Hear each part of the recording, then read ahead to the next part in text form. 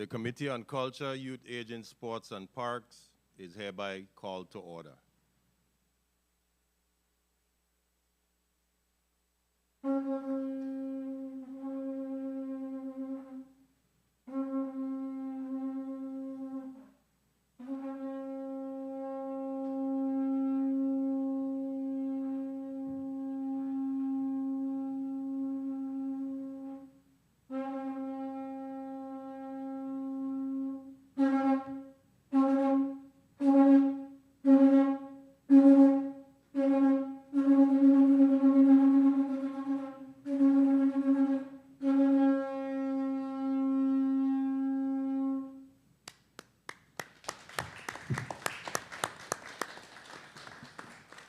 Welcome to the people of the Virgin Islands and those listening and viewing from abroad.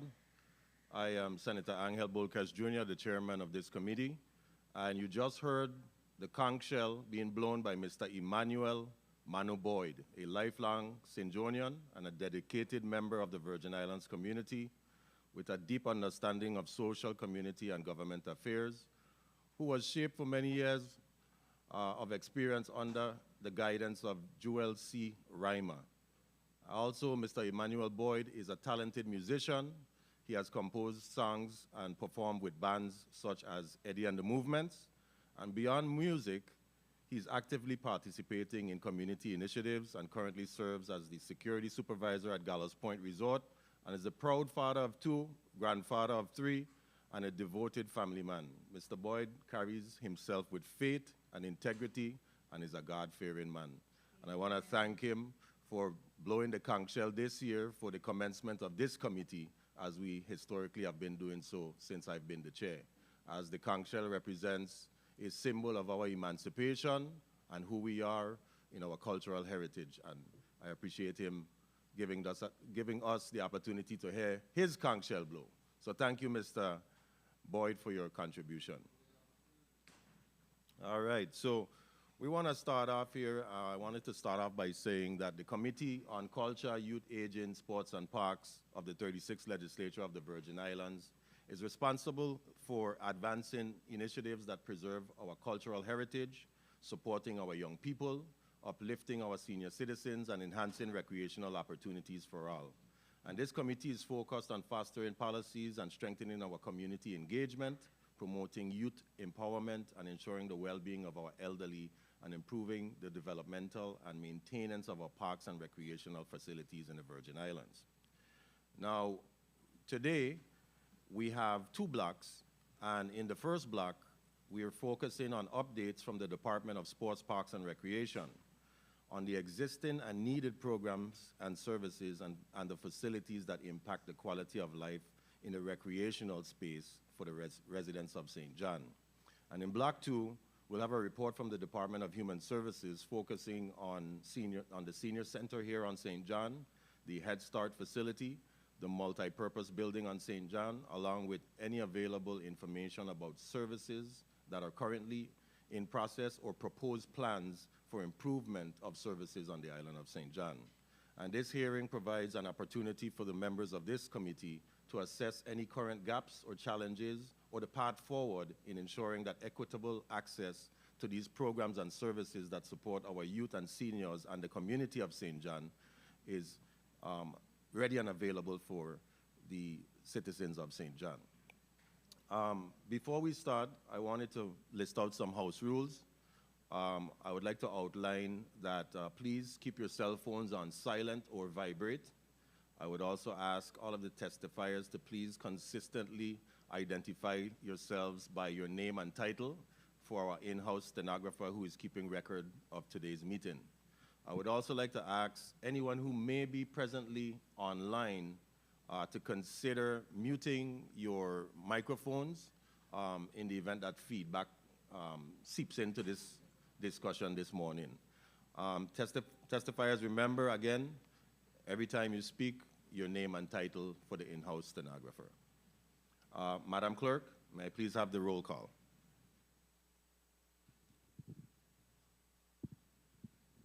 Senator Carla J. Joseph. Present. Senator Joseph present. Senator Marvin A. Blyden. Present. Senator Blyden present. Senator Novell E. Francis Jr. I'm here. Senator Francis Jr. present. Senator Alma Francis Heiliger. Senator Alma Francis Heiliger absent. Senator Franklin D. Johnson. Senator D. Johnson absent. Senator Avery L. Lewis. Senator Lewis absent. Senator Angel L. Bolkes Jr. Present. Senator Bolkes Jr. present. Mr. Chair, we have 4 present and 3 absent. Thank you, Madam Clerk. We have a quorum. Madam Clerk, is there any correspondence to read into the record? Yes. Please proceed.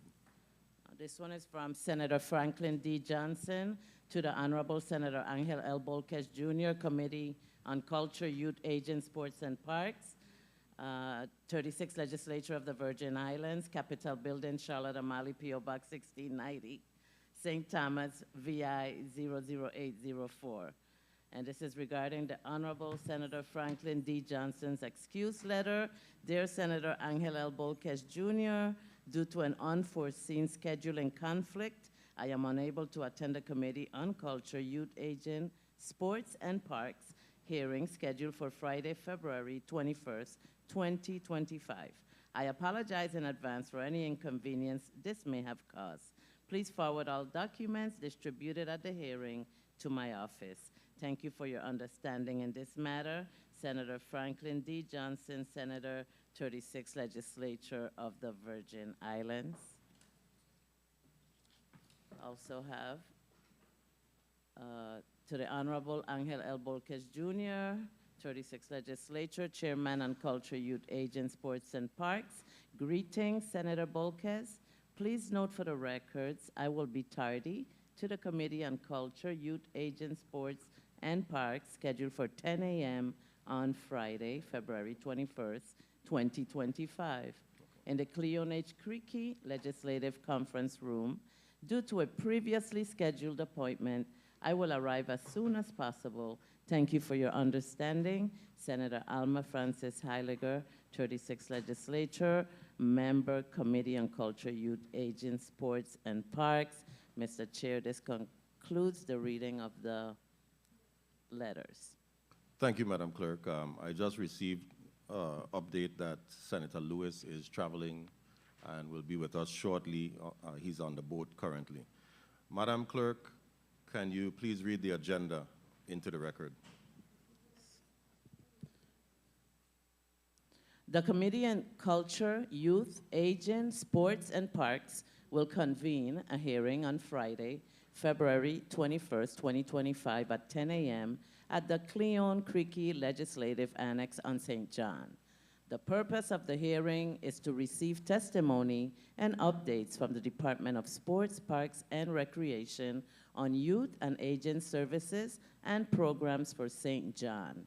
The discussion will focus on their mission to provide high-quality, accessible programs, services, and facilities that enhance the quality of life for residents of all ages, cultures, and abilities. Additionally, the Department of Human Services will present an overview and updates on their youth and aging services and programs for St. John, including a specific update on the Senior Center Head Start facility and the multi-purpose building for the island. The department is also requested to provide a detailed report on the services currently offered to St. John residents, as well as those not currently available. Furthermore, they're asked to include information on any plans to introduce the services not yet offered and timelines for implementation, if applicable. This will help ensure a comprehensive understanding of the resources and future developments intended to meet the needs of the St. John community. Block 1, the committee will receive testimony and updates from the Department of Sports, Parks, and Recreation regarding their youth and aging services and programs. Specifically for St. John, the discussion will focus on the department's mission to deliver high-quality, accessible programs and services and facilities that enhance the quality of life for residents of all ages, cultures, and abilities. This block will provide an opportunity to gain a comprehensive understanding of the programs currently offered and those not yet available on St. John, along with the challenges faced in delivering these services. The discussion will also highlight the department's future plans and initiatives aimed at fostering inclusivity, enhancing community engagement, and promoting overall wellness for residents of all ages and abilities on the island. Invited testifier, the Honorable Vincent Roberts, Acting Commissioner, VI Department of Sports, Parks, and Recreation. This concludes the reading of Block 1.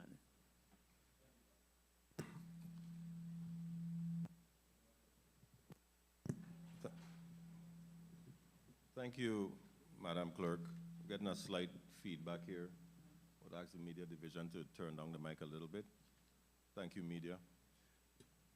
Okay, and I wanted to start off by having the representatives of the Department of Sports, Parks, and Recreation, beginning with the Acting Commissioner, state their name and title for the record.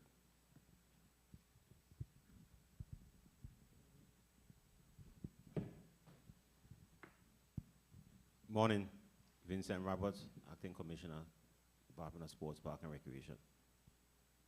Good morning. Elroy Hill, Deputy Director, St. John. Turn on your microphone, Mr. Hill.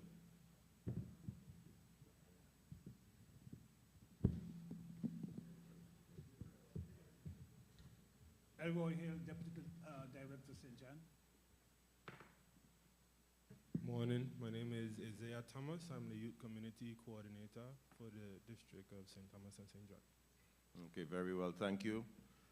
We will now proceed with hearing the testimony from the Department of Sports, Parks, and Recreation. And colleagues, as you know, as the agenda has outlined, this is more so what I would consider to be a St. John-centric discussion surrounding this department and, of course, human services.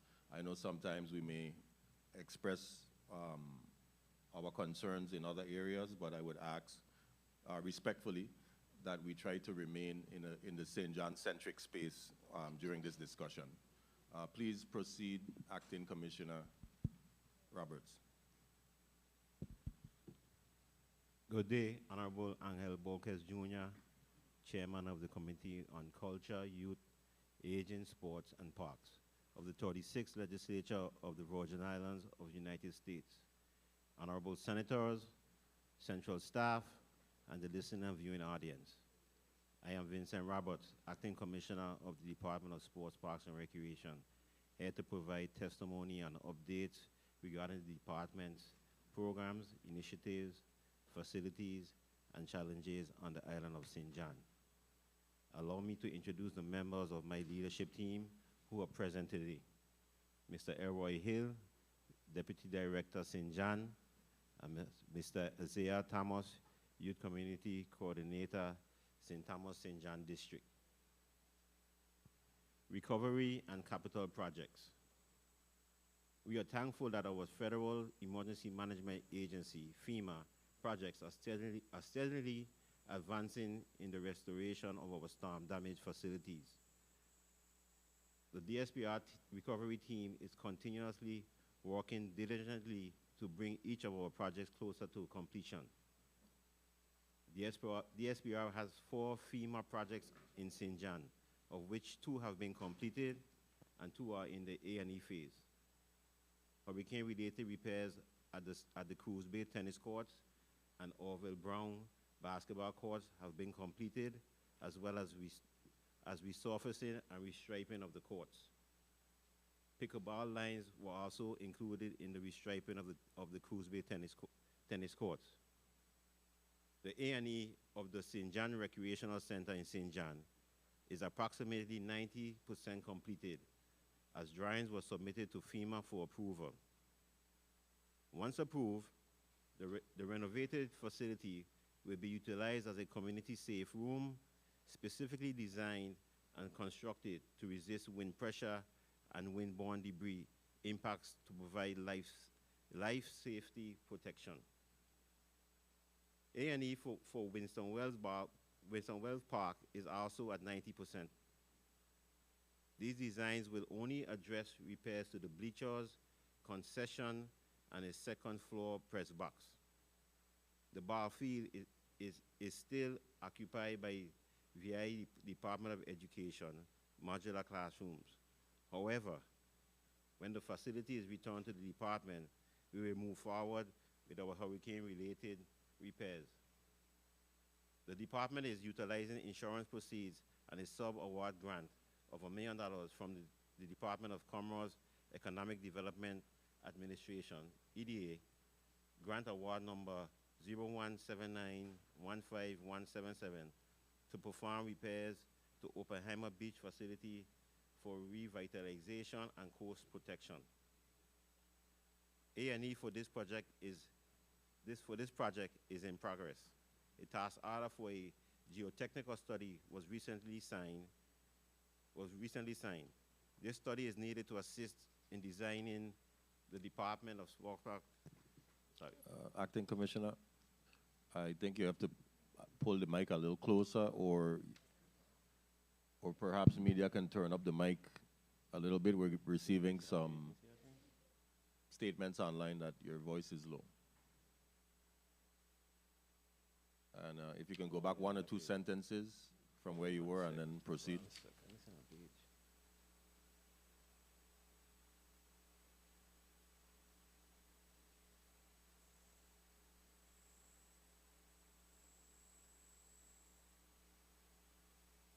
Wait 1 second with the testimony.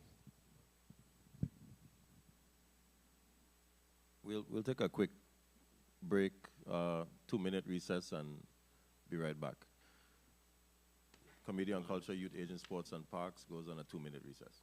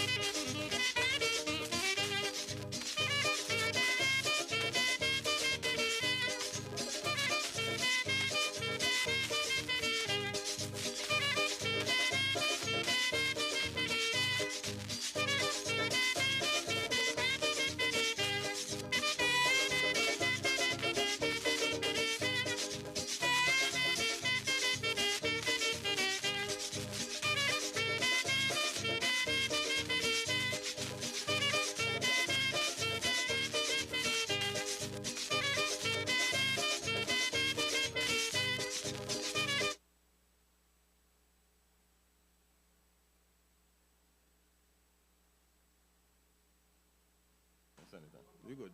Go ahead. Yes, Senator. Go on. The Committee on Culture, Youth, Aging, Sports, and Parks is hereby back on the record. We've rectified our technical difficulties, and I would like the Acting Commissioner to pick up where we left off. I'll also like to recognize the presence of Senator Avery Lewis, who is here with us. Thank you for being here, Senator. Please proceed, Acting Commissioner. Recovery and capital projects. We are thankful to our FEMA projects. We are thankful We are thankful that our FEMA Emergency Management Agency, FEMA projects, are steadily advancing in the restoration of our storm-damaged facilities. The DSPR team, recovery team, is continuously working diligently to bring each of our projects closer to completion. The SBR has 4 FEMA projects in St. John, of which 2 have been completed and 2 are in the A&E phase. Hurricane-related repairs at the Cruz Bay Tennis Court and Orville Brown basketball courts have been completed, as well as resurfacing and restriping of the courts. Pickleball lines were also included in the restriping of the Cruz Bay Tennis Court. The A&E of the St. John Recreation Center in Cruz Bay is approximately 90% completed, as drawings were submitted to FEMA for approval. Once approved, the renovated facilities will be utilized as a community safe room, specifically designed and constructed to resist wind pressure and windborne debris impacts to provide life safety protection. A&E for Winston Wells Park is also at 90%. These designs will only address repairs to the bleachers, concession, and second floor press box.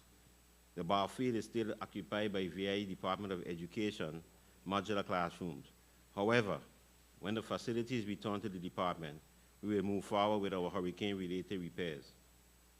The department is utilizing insurance proceeds and a sub-grant award of $1 million from the Department of Commerce, Economic Development Administration, EDA, grant award number 0179-15177, to perform repairs at Oppenheimer Beach facility for the revitalization and coast protection. A&E for this project is in progress, as a task order for geotechnical study was recently signed. This study is needed to assist in the designing of the proper coastal protection for the beach house. The Department of Sports, Park, and Recreation also received a sub-awards from EDA for the following: $1.6 million for the revitalize and retrofit, to revitalize and retrofit 10 playground project, which includes Orville Brown basketball court. We hope to have the playground equipment on island before summer. $500,000 for a Coral Bay recreational facility. The SBR is in the research stage of this project. We will continue working diligently to complete these facilities for our community's enjoyment. I would like to publicly thank the Department of Public Works and the Office of Disaster Recovery who remain the catalyst in ensuring DSBR remains focused and steadfast in our project's progression, and that contractors produce the negotiated deliverables. Programs and partnerships. The SBR continues to partner with various community service groups to administer programs for our community. On Mondays and Thursdays, St. Ursula's Senior Fit and Feisty Circle is offered to all seniors at the St. John Community Center. This program aims to keep our senior community active and engaged. The agreement between the National Park Service and the Department of Sports, Park, and Recreation allows DSPR to offer more programs on St. John. The Ups and Drops Co-ed Softball League, which is our most popular program on the island, is currently, well, actually, the championship finished last night. Congratulations to Sharks winning the Ups and Drops on St. John. The league has fielded 7 teams and is the first adult softball league on the island in nearly 8 years. Little leaguers aged 8 to 12 can also be seen practicing at the field on any given day. The SBR currently has its Rugrats program for kids ages 3 to 5, featuring T-bar clinics currently happening. The SBR's second largest initiative, the Territorial Reviving Baseball in Our Inner Cities, the RBI program, has successfully facilitated inter-island play on St. John for the young ladies who have participated in softball in the territory for the last 3 years. As customary, the SBI ensures all fields are maintained and line for use by outside organizations, such as Interscholastic Athletic Association, IAA, and the Little League organization. The SBR's recreation team eagerly anticipates the start of our second annual co-ed kickball league in March, and the second installation of our Rugrats program, featuring our soccer clinics. We are also finalizing plans for new programs, including domino tournaments, 3-on-3 junior basketball tournaments, and a family game night for the entire community. The department's most sizable program, our summer camps, will begin in June. With the fee remaining at $150 for the entire six-week program, the St. John Outdoor Summer Camp creates a safe space for children to participate in various recreational activities. The SBR will release additional summer camp information in the spring. At the Department of Sports, Park, and Recreation, we understand that every child does not want to play sports. Recreation goes beyond athletic competition and physical fitness. It is our goal to introduce drama, arts, and non-traditional games to our program catalog. Strengths, weaknesses, opportunities, threats. One of the strengths that remain throughout this department, including St. John, is the department's ability to be flexible, adjust, and committed to our community. The team is excited to introduce new and diverse programs. Being creative despite challenges allows the staff to maintain and prepare facilities for community use. Our weaknesses continue to be the need for more resources. The department continues to struggle with the shortage of manpower and supplies.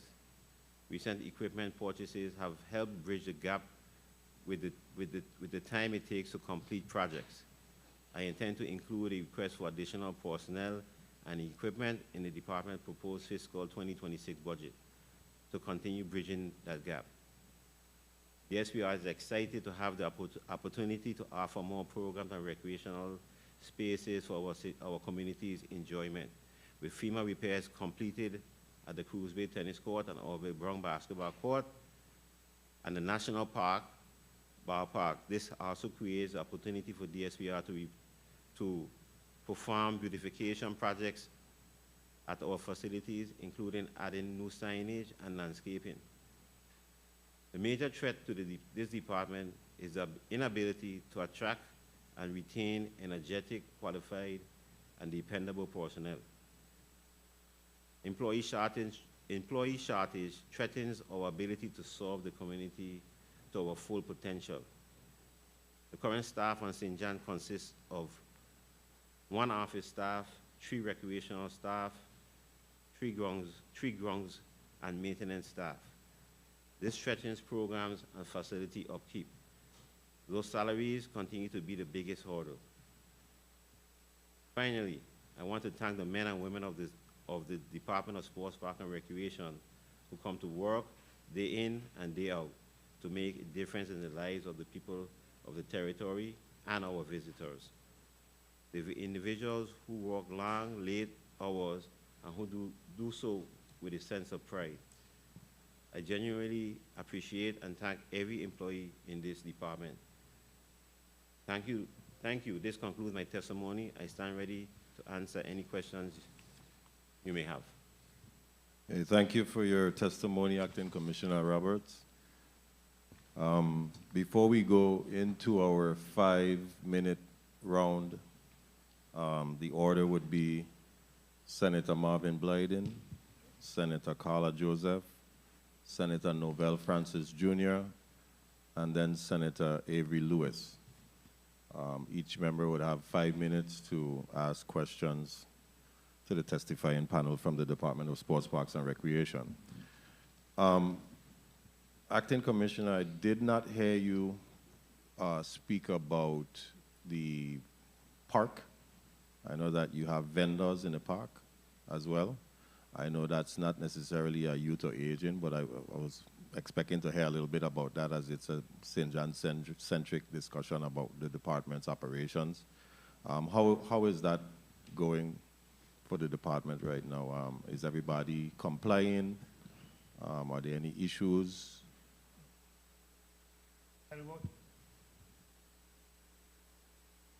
Elroy Hill, Deputy Director. Please recognize the microphone of Mr. Elroy Hill, please. Media. Okay, Elroy Hill, Deputy Director. The vendors has been in the park for the last 8 years, since I started working for the department. The department sports park, I think we are the lowest economic department in the government. So we've tried to find ways of generating funds for the department. So that's one thing I took when Mr. Pedro Cruz was the commissioner, that we're gonna do the vendors seasonally, just for different, like 3 months, three times of the year. Basically around this time of the year, around 4th of July time, and I think around October. Okay. Okay, so that's the reason why the vendors are there. They don't be there all the time, but that's what we do. And Right, they, right, They understood. they are all up to date with their payments and everything.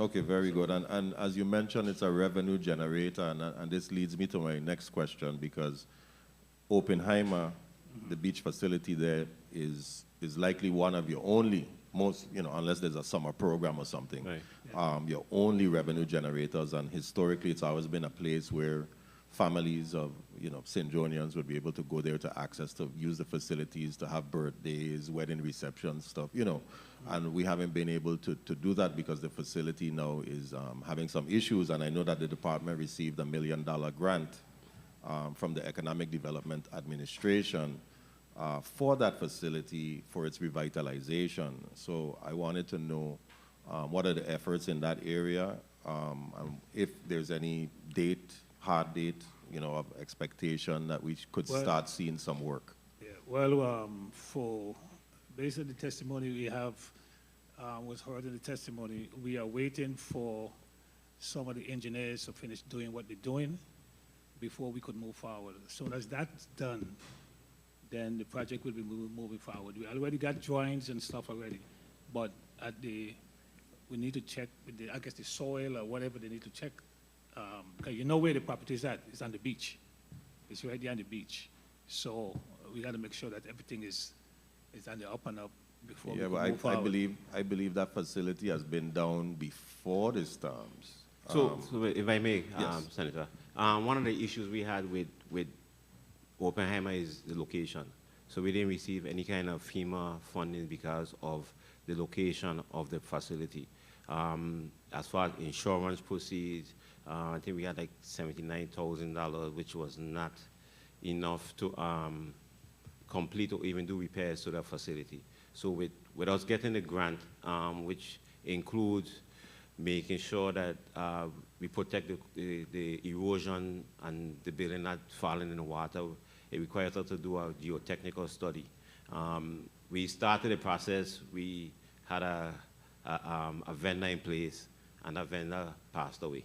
So we had to start the process over again as far as finding someone to do the geotechnical study, as well as engaging with CCM, with some of the mangroves and some of the stuff that in front of the building in the water. So now, with this grant, it doesn't expire, right? Not that I know, no. Not that you know of. Okay, good. Now, the location of the building is very, very close to the water. Correct. When I was a child, the shoreline was a lot lower, and I'm seeing that it's right up on the building right now. Right.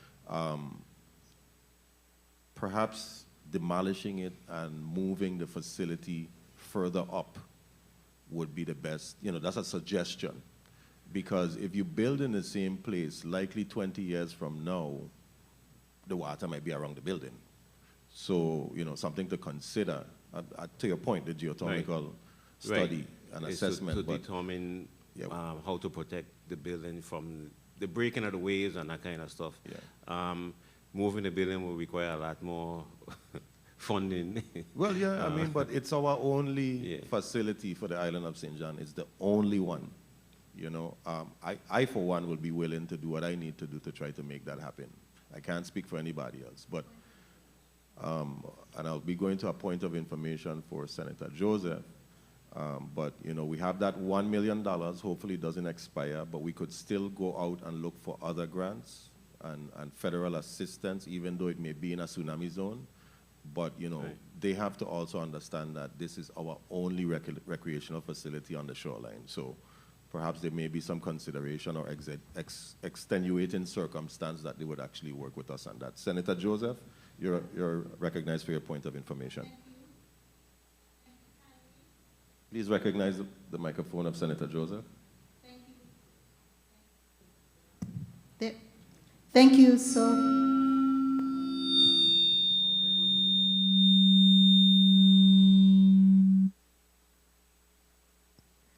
Thank you so kindly. There we go. Thank you. We were just having a little loud technical issue.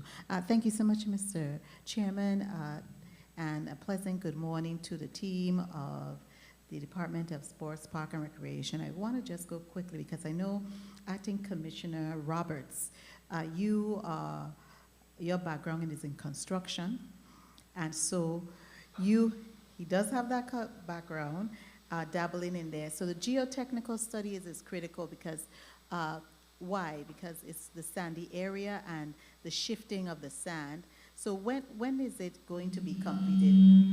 You already indicated that in your testimony that the geotechnical study was recently signed, and what time frame do you have for the new individual to complete that task order? Is our expectation or anticipation that will be done before the end of this month is out. Thank you so kindly. Thank you, Senator Joseph.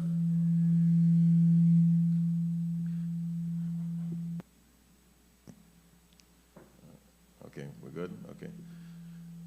Colleagues, I think each of us should turn off our microphones when one senator is speaking.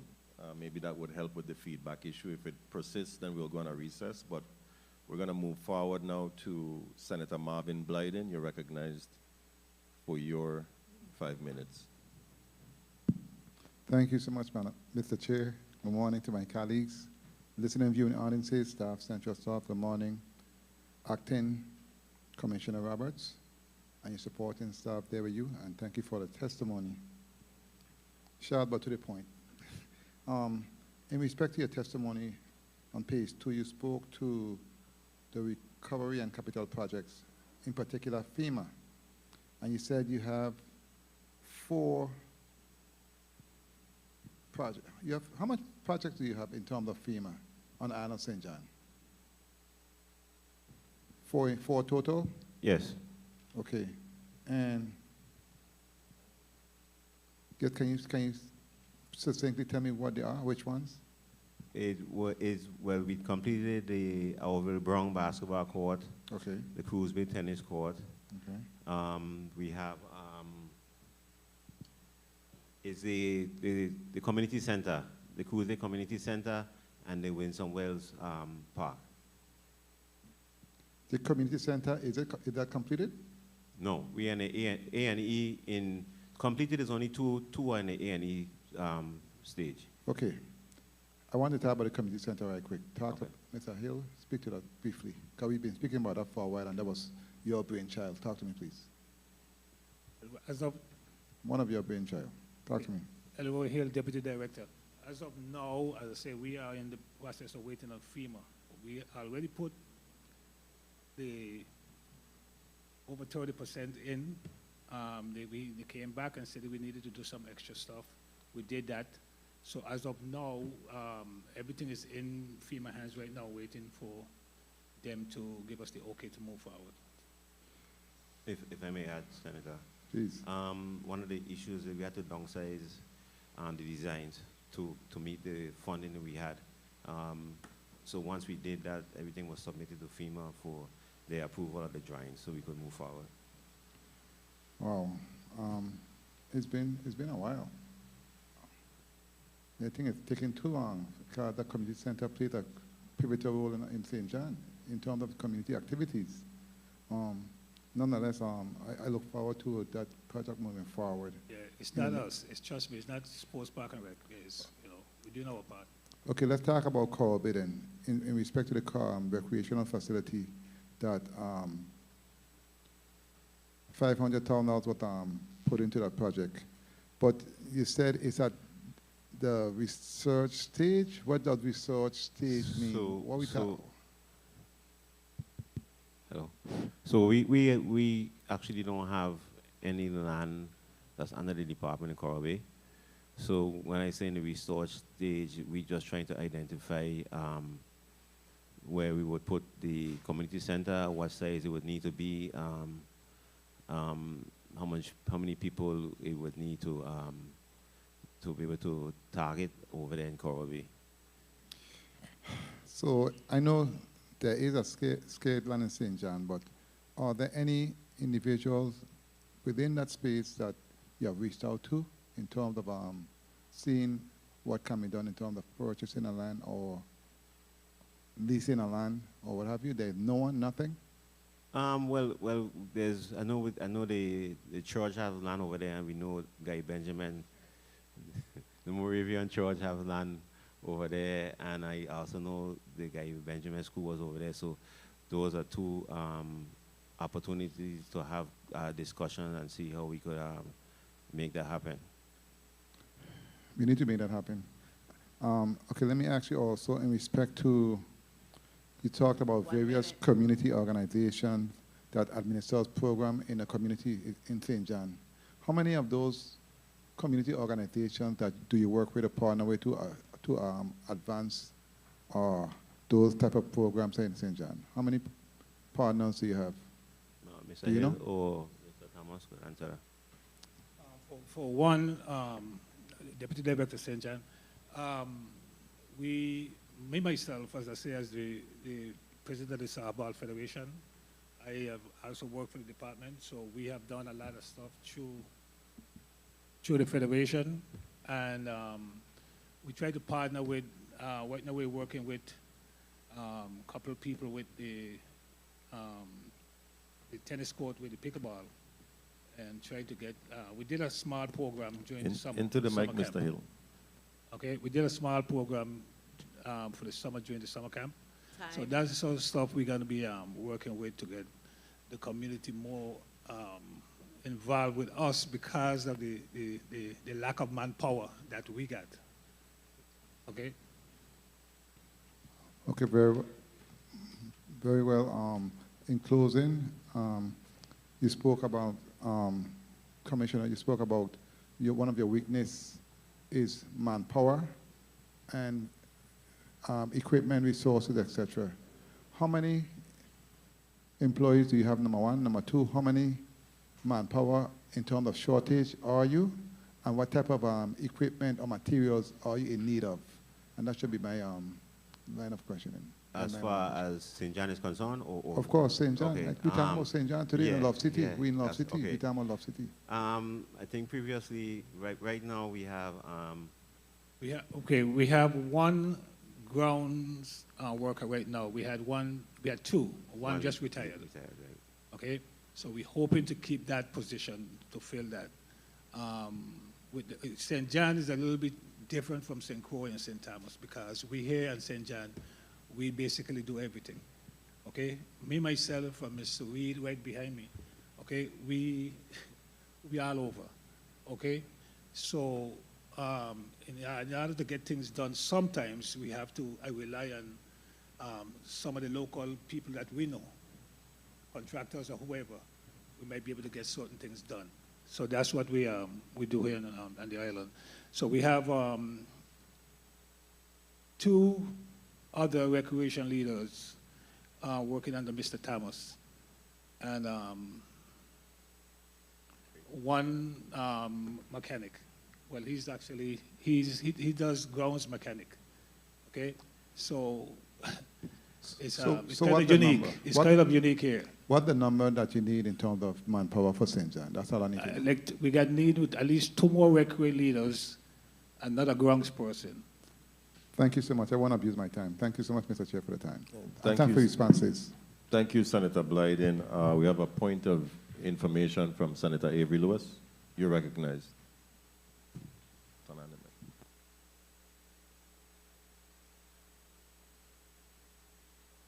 Please recognize the microphone of Senator Avery Lewis.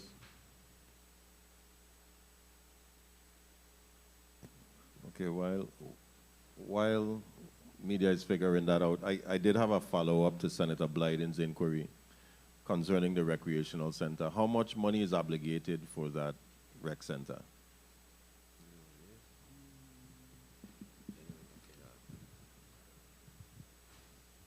I know the funding that we have on hand, we're supposed to be at least 4-point-something million. And Okay, how long and has then- how long has that funding been in a hold pattern, that 4.7? And does it expire? No, that one doesn't It doesn't expire. expire? No, Okay. no. And you mentioned 30, it's 30% complete in the Well, design yeah, phase. we have 30% of the drawing already went to FEMA. So you have to So- downgrade. Who is the architect that holds that design? Hanel. Repeat? Yeah, Hanel Habiba. Habiba, Bell, okay, yeah. yes. Okay. I think perhaps suggesting to the commissioner, trying to finalize those drawings, because I don't think you can move forward without getting an approved design, especially with the permitting process, so. Well, what FEMA asked for, we gave them. Okay, so that's what FEMA has in hand right now, looking at, and that's what we are waiting for right now. Okay, It's it had some changes that was made pertaining to the structure itself. So that was done from Hanel, and that went back into FEMA. So that we're just waiting now to finalize that. But the rec center is in dire need of maintenance and upkeep. It's falling apart, as you know, along with many other buildings on the island of St. John. And we really need to pay some attention to trying to provide that attention and care and maintenance to these buildings. And which leads me to another question before, trying to still get the microphone running here for Senator Lewis. But, we have a lot of influx in federal grants for these capital projects, right? For the capital projects that you have, they're all federally funded.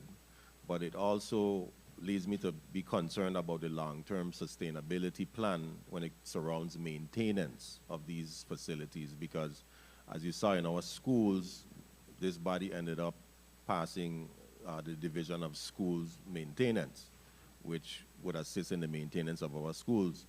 So, I'm curious to know, how are we going to be able to maintain these facilities?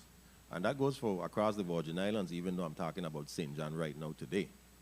Right. So how does the department Well, focus on maintaining our buildings on the island of St. John once they're refurbished or fixed? as Mr. Hill said, we have to be creative with the shortage of maintenance personnel.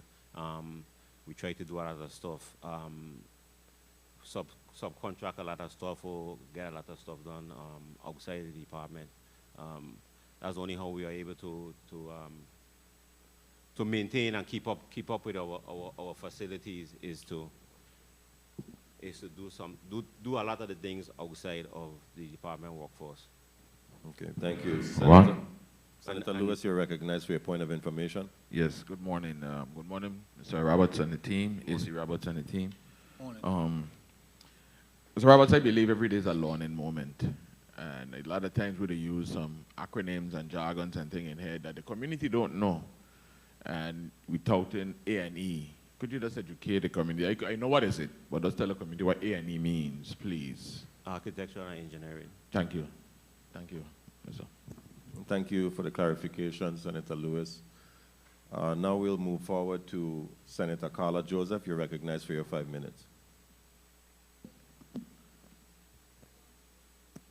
Thank you so kindly, Mr. Chairman. Mr. Chairman, it is my esteemed privilege and honor to be your vice chair. This is the first time I've served as a vice chair of any committee, and I am very thankful and I appreciate the conch shell blowing earlier to open up this meeting. This is truly a culture-driven committee, and I'm glad that I am a part of it. I want to go straight to my question, and just a follow-up relative to the questions from the gentleman from NADA regarding the Coral Bay Recreational Facility.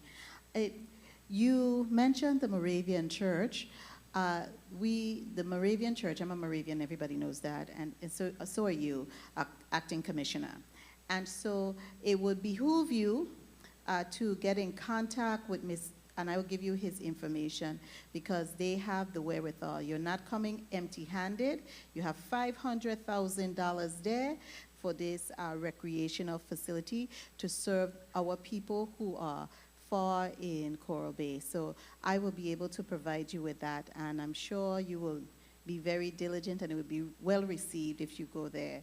Now, I wanted to also drill down with you to get some specifications relative to this $1 million you received. Kudos to you and your team, your hardworking team, for identifying this source of funds and for being able to apply for this grant. Now, tell me kindly, who is the A&E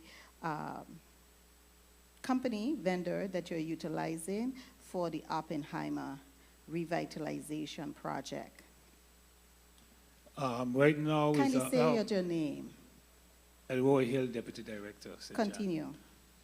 Right now, is Harnell Architectural Firm is actually doing the drawings. Harnell? Yeah. And what is their time frame to complete that? Well, I think most of the drawings is already finished. Time frame, my time is running. But we're still waiting for the geotechnical? Yes, yes. Okay, and so you could just estimate, because the commissioner, the acting commissioner said before the end of the month, so maybe in April, you might yeah, think? I will think the end of April. April, okay. All right, that seems good.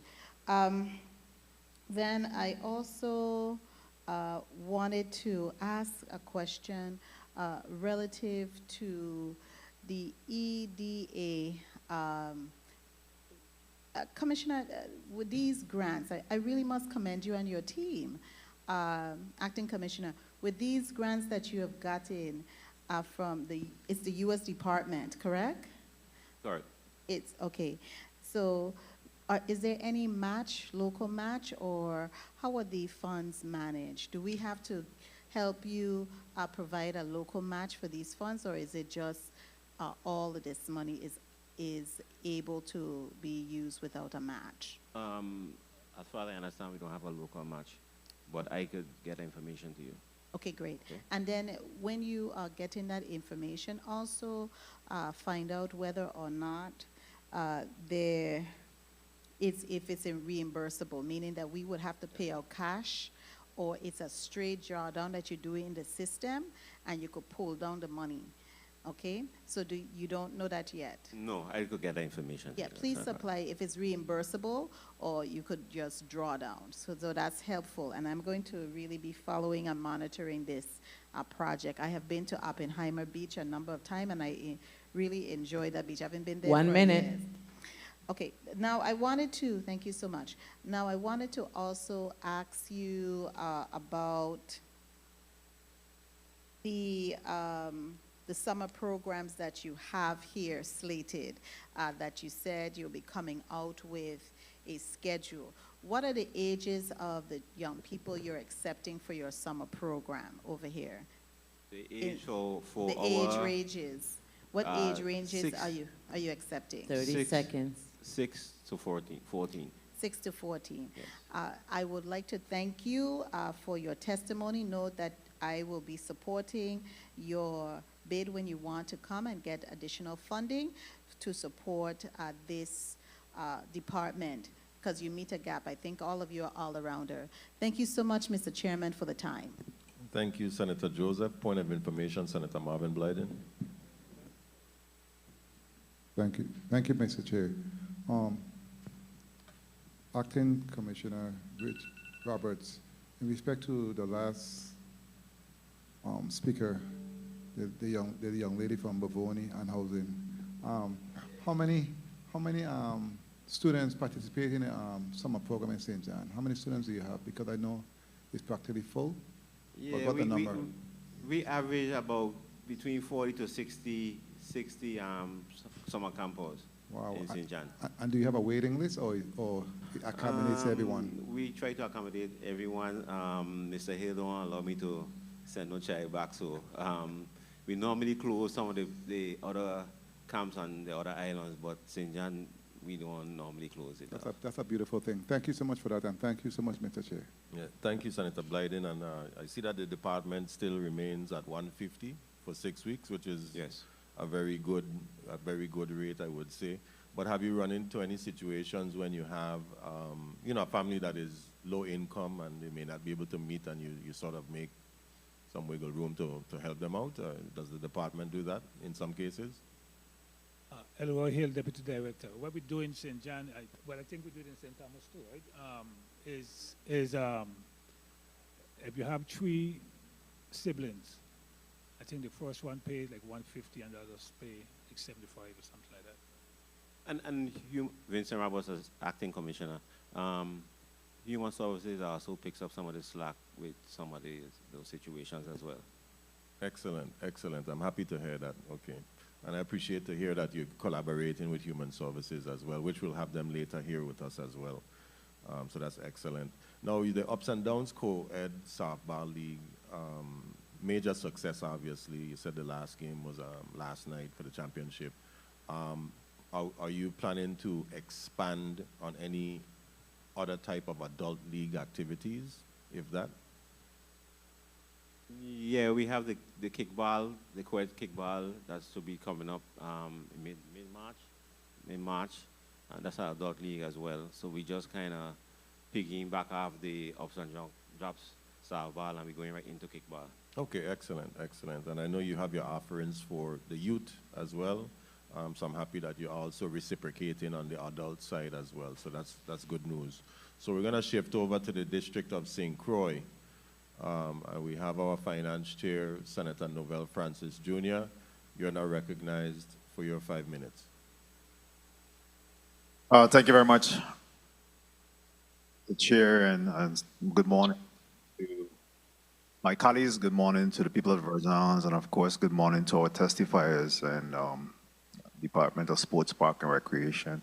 I wanted to ask you and go back, either Mr. Hill or Acting Commissioner Roberts, in regards to the vendors plaza or the park where the vendors are.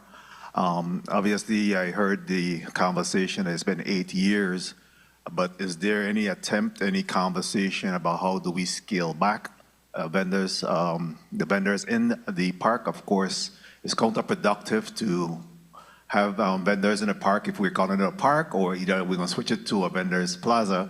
I think that the time has really come after being in there for 8 years to scale back that situation. Is there any plans for the vendors plaza to be relocated? Vincent Roberts, Acting Commissioner. No, we don't have any plans to scale back. That's one of our income streams.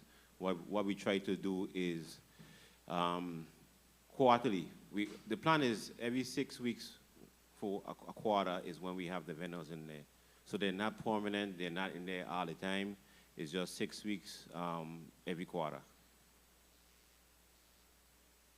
Okay, I have, in my recent visit to St. John, of course, I've seen the improvement of your parks, but one of the major complaints is the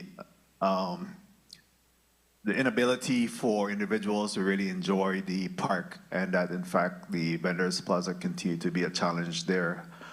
Is there any discussion about possibly finding an alternate location for the vendors? That's something we could look into. We don't have that much property and space on St. John, but we could also look at kind of how we lay out the park and how we lay out the vendors. Make it a little more uniform, and I guess so that people could enjoy the park and walk through the park without being on top of the vendors. But as of right now, as far as space, we limited on space. Okay, I would highly suggest that. Again, if we're going to continue to call it a park, we need to, reduce the scope and scale of the vendors there, or at least, reform it somewhat, so that at least it'll allow for both to coexist if necessary. Thank you for consideration of doing that. Switching gear a little bit, is there any intent to expand your parks to allow for skateboarding, roller skating, even the development of a community pool? Not on the island of St. John. Unless we get more land and we could figure out where we put that, it can't happen on St. John.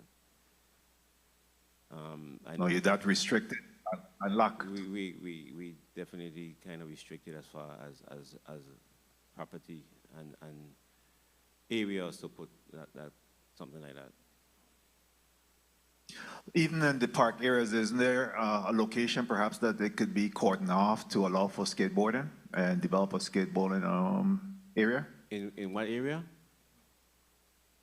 Yes. I didn't hear the question.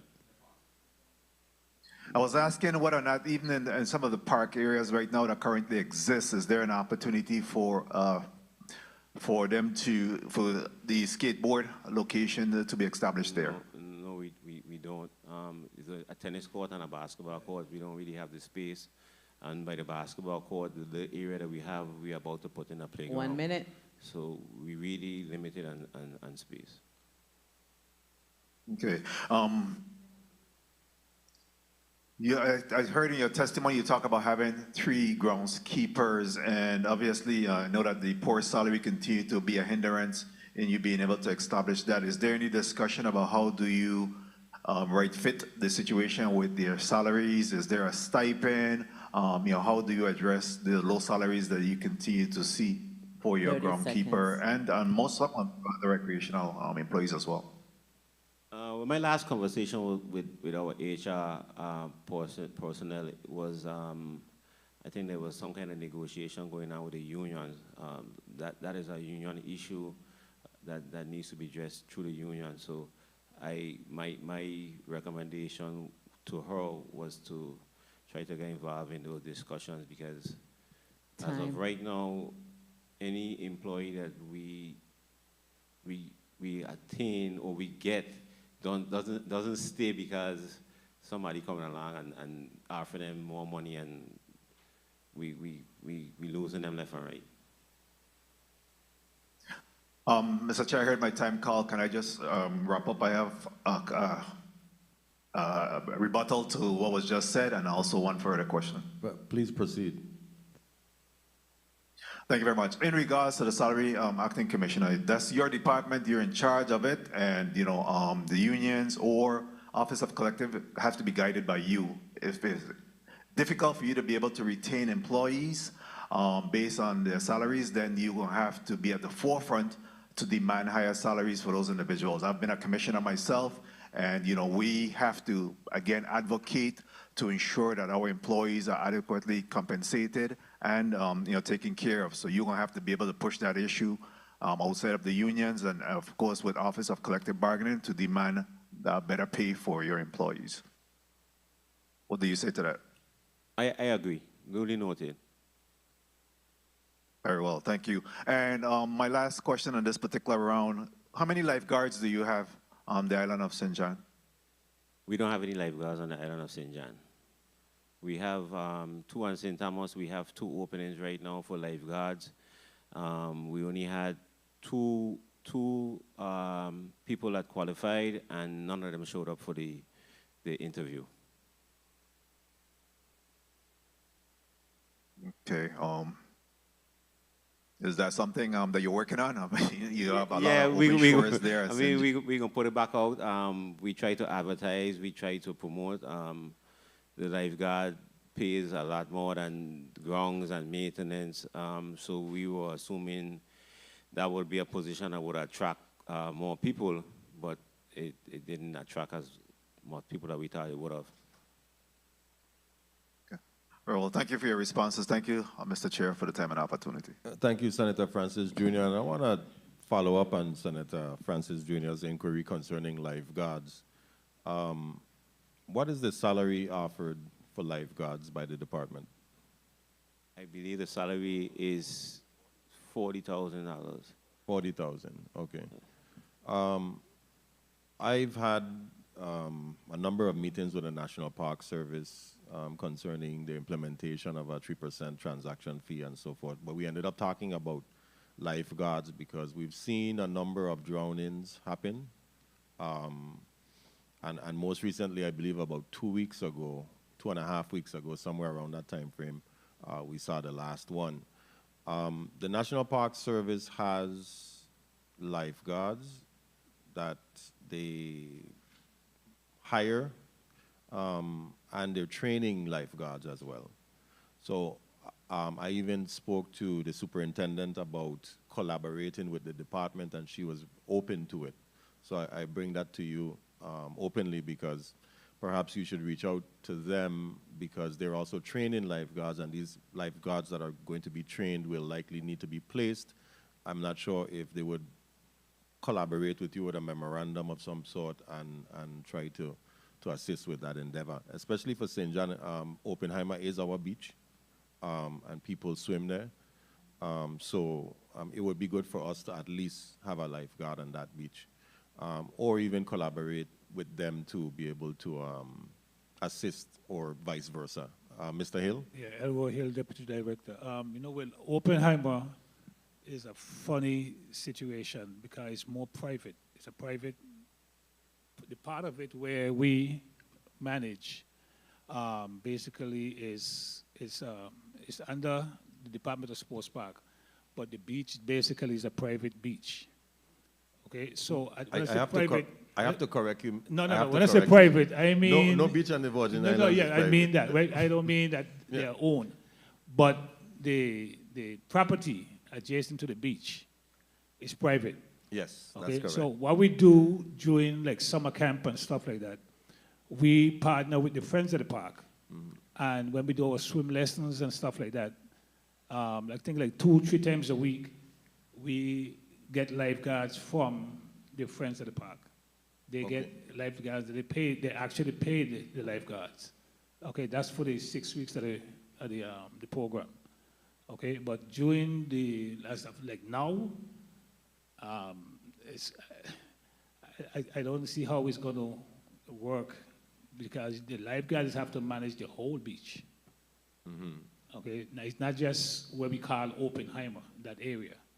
You have Gibney down on the other side and stuff like that. So, if I may, Mr. Hill, the property line for any individual who has a beachfront property does not begin at the shoreline in the sense of where the sand is. It does not. Yes, I know. So lifeguards would be able to traverse on that shoreline freely and openly because that is our shoreline.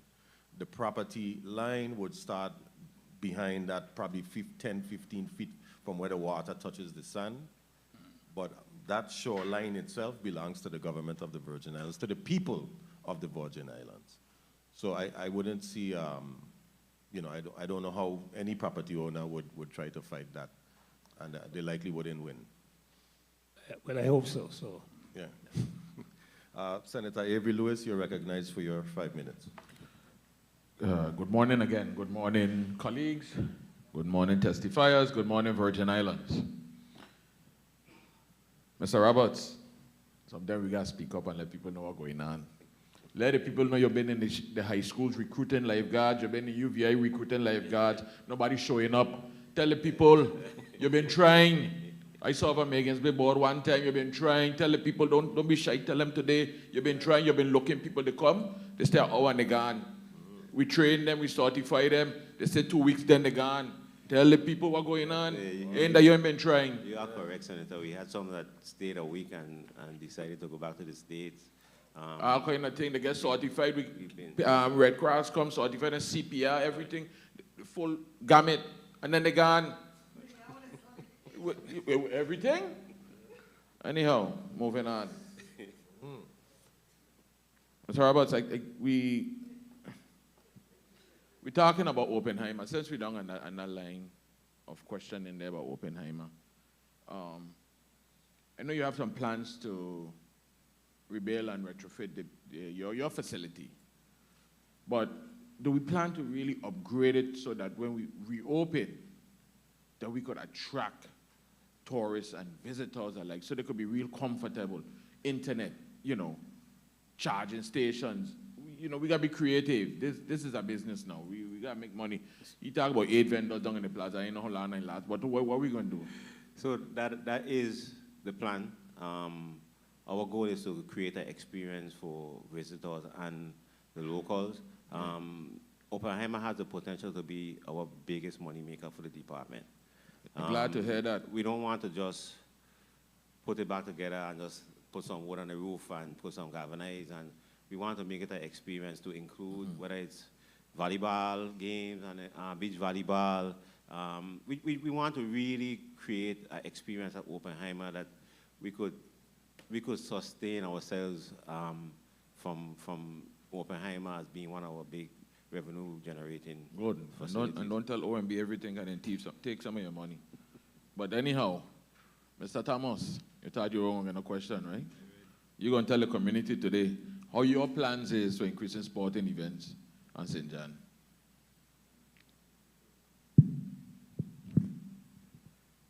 Isaiah Thomas, Youth Community Coordinator, Sports Park and Recreation. Like we was just talking about Oppenheimer, one of the ideas I've had was to, we have the space to create a beach volleyball court. And due to the fact that St. John have some of the best beaches, I think, not some of, actually the best beaches in the Virgin Islands. Let me ask this other question. Or you put it in writing and give it to the AC, Acting Commissioner? No. The days are keeping it in your head over. Put the plan down. Let's run with it. Let's start, offering things. We have tourists coming here. We have locals coming here, coming from St. Thomas, up here, wherever they're coming from. Let's offer these packages. Sports park, this is the age of the new sport park and recreation. We're going to do the right thing. Yes, Mr. Roberts, you have a working vehicle up here? I mean, a van for transporting? We have a van in St. John. St. John? We have a van that assigned to St. John is is not working right now. Okay. What are we doing about that? Well, it's been at the dealership being repaired for a while now. You owe them? If we owe them? Yeah. I'm going to check on the van. We need a van. You need a van. Yes. Good. That's enlighten me here with something. 1 minute. I heard you talk about the ballpark with National Park. That's National Park ballpark. It's National Park ballpark. Okay. Do we do the? We have an MOU with them. Oh, we do the upkeep and all the upgrades and anything, Correct. everything with it, Yeah, right? right. So it's Correct. active. Correct. So we use it for Little League and softball, Little everything. League, T-ball, softball, we do the kickball. Okay. Yes. Last year or year before you open, you redo the Cruise Bay tennis 30 court and the seconds. Orville Brown courts. Well, what's your maintenance plan to upkeep that park to really keep it to the pristine look that we had when you opened? Well, the guys up here, our staff is who maintain the park. Whether it's painting, grass cutting, they're the ones that maintain those two facilities. Great. And then lastly, you talked about your summer programs, and you said you had about 40 to 60 participants, right? Time.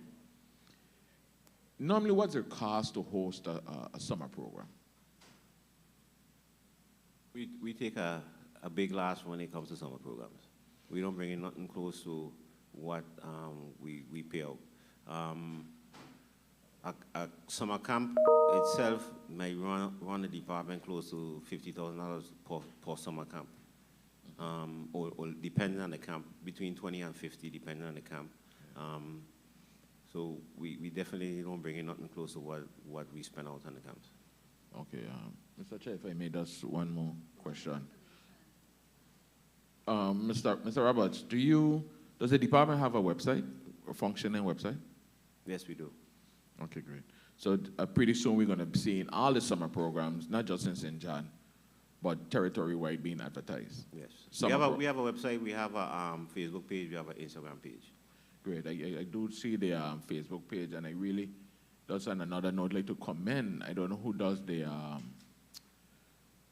your media, but they do a real good job of keeping the community updated and so forth with, you know, the scores and even live activities. Sometimes I'm home and I'll be able to watch wherever I'm at. We So try, really, we try to stream just about all our programs or events.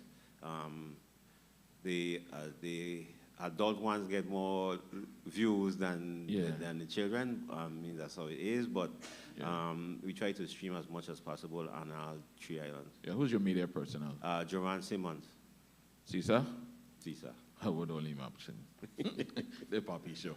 Anyhow, thank you, Mr. Roberts. Thank you to the team. And let's do the, you know, offer a little more where we can. Right. Thank you. Thank you. Thank you, Senator Lewis. Point of information, Senator Carla Joseph, and then point of information, Senator Marvin Blyden. Please proceed, Senator Carla Joseph.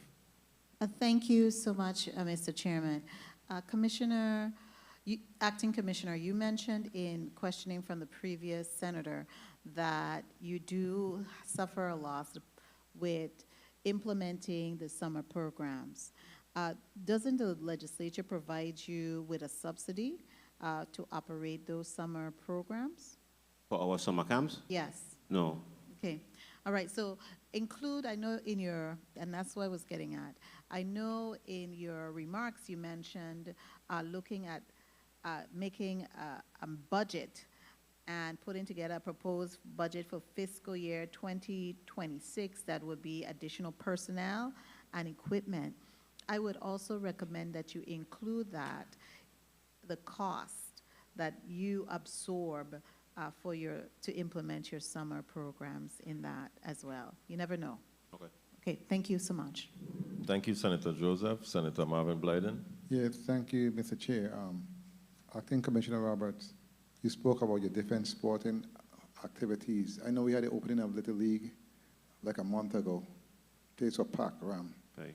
But you want to have many individuals support the children as the league goes forth.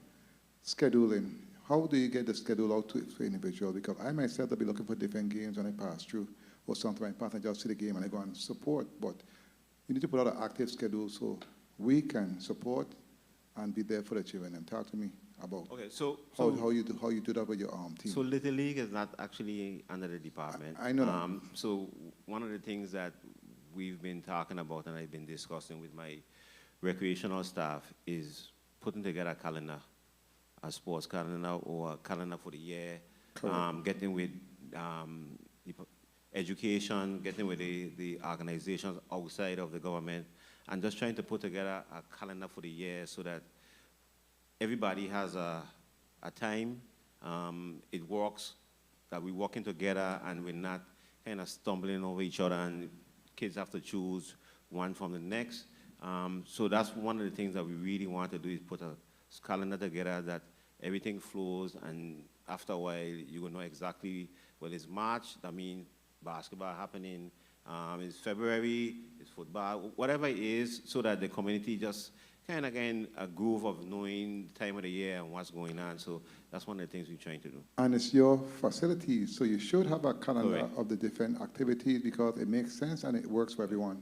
You know what I'm saying? So and it should have been done. Right. I'm looking forward to seeing it come forward. Even outside our facilities, because we don't have any gyms. So even with basketball and the volleyball, we're just trying to make it a lot easier for the athletes, because most of the athletes play multiple sports. Thank you so much. Thank you, Mr. Chair, for the time.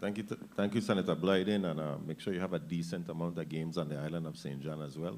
Well, that's what we're trying to play as much at the national park as possible. Okay, very well. And the Orville Brown basketball, court for basketball. Yeah, so that's when we're going to start some 3-on-3 for the youth in a little while. We try to do everything, not just St. John, but we like to include St. Thomas so that the numbers could be bigger. We have a lot of children that really and truly they live St. Thomas, but they've never been in St. John.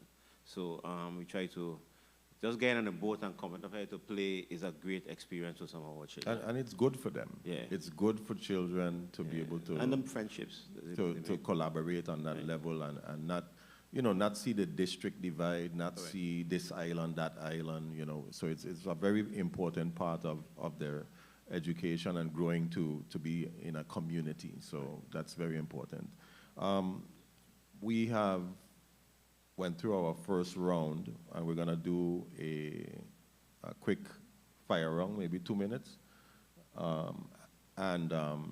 Before I go to that round, you know, we've heard Oppenheimer come up several times, you know, because as you mentioned, it's your biggest revenue generator for the department, at least here on the island of St. John. And for us, it's a very important part of our recreational accessibility to be able to conduct certain events for our families and friends. Whatever needs to be done, I ask you to please communicate with the members of this committee, because I really want to see that project fast-tracked, you know, so that we can be able to see that facility come to fruition. Now, the name, that's a whole different story. There's somebody sitting down in there who I talked to last term, but I ain't gonna say who it is. But I wanted to change the name of that beach because J. Robert Oppenheimer is the creator of the atomic bomb. And the atomic bomb is part of the Manhattan Project of World War II and responsible for killing millions of people. You know, I know that we've been colonialized, the Virgin Islands, along with many other Caribbean island chains. And I think at some point we need to step away from that, you know, and name things after our people, name things after things that are important to us. But at some given point, I still have the bill. I'm gonna wait for the right time.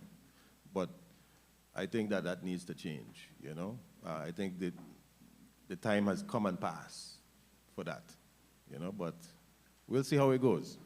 Just wanted to put that on the record.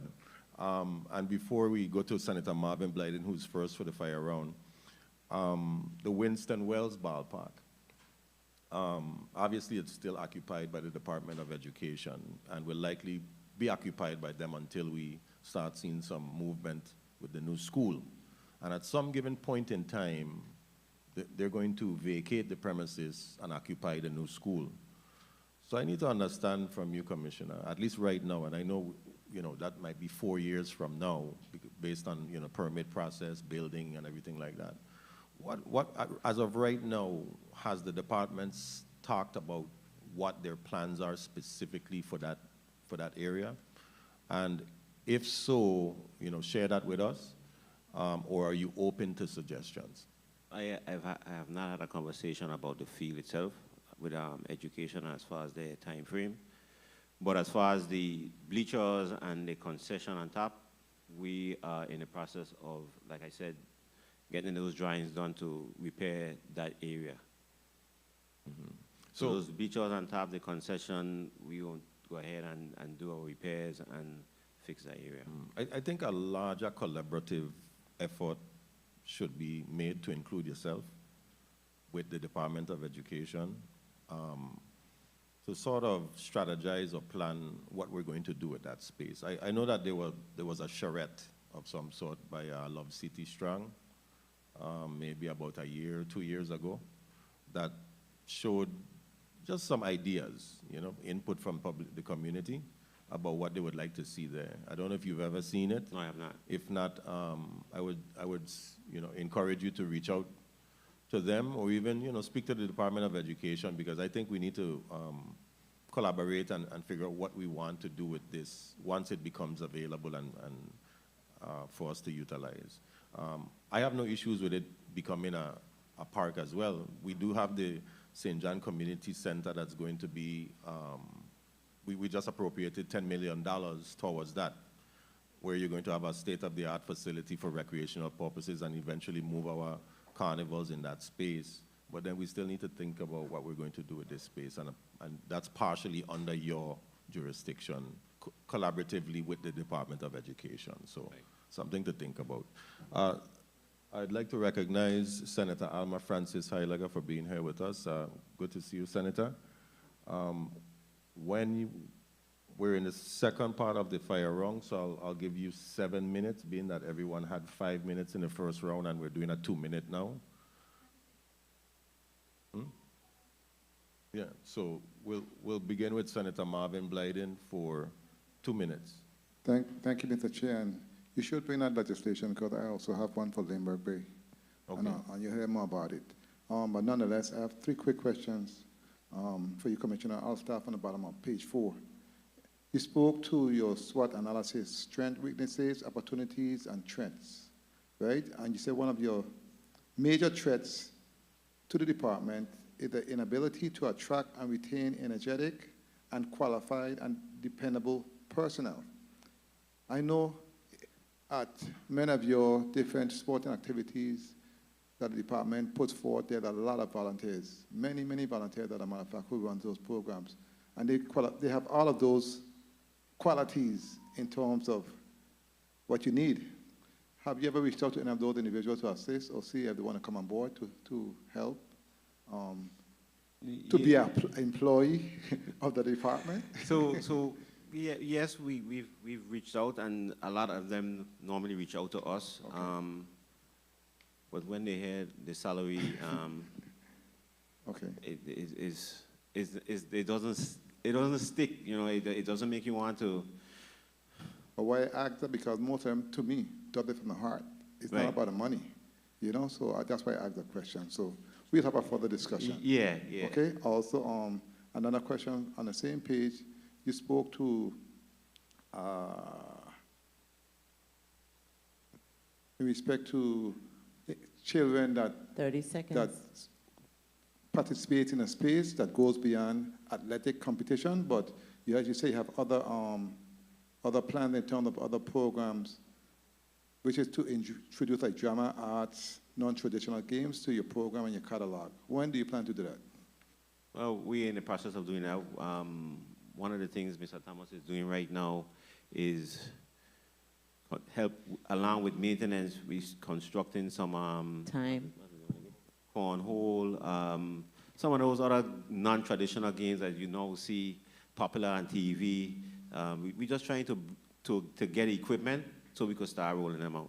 And in closing, Mr. Chair, my last question in respect to, on page 3, with your partnership with the national park, and you talked about the playoff softball player that just took place, and it's because of that relationship. What did the relationship look like, and how long have you been partnershiping with the national park in respect to using their space in terms of the facility to administer these different programs for our community? Okay. Elroy Hill, Deputy Director, St. John. We have been partnershiping with the national park since I played Little League over there. Wow. Okay? Nice. So I know Mr. Vaughn Sproul back then was our coach at one time from Little League, and he was the one in charge, the same position I got right now he had. So me coming into the department, right, that's one of the things that we said we were going to work on is getting the ballpark fixed. Okay, so we sit down and go back and forth, and it was in process, and then here comes Hurricane Irma and Maria.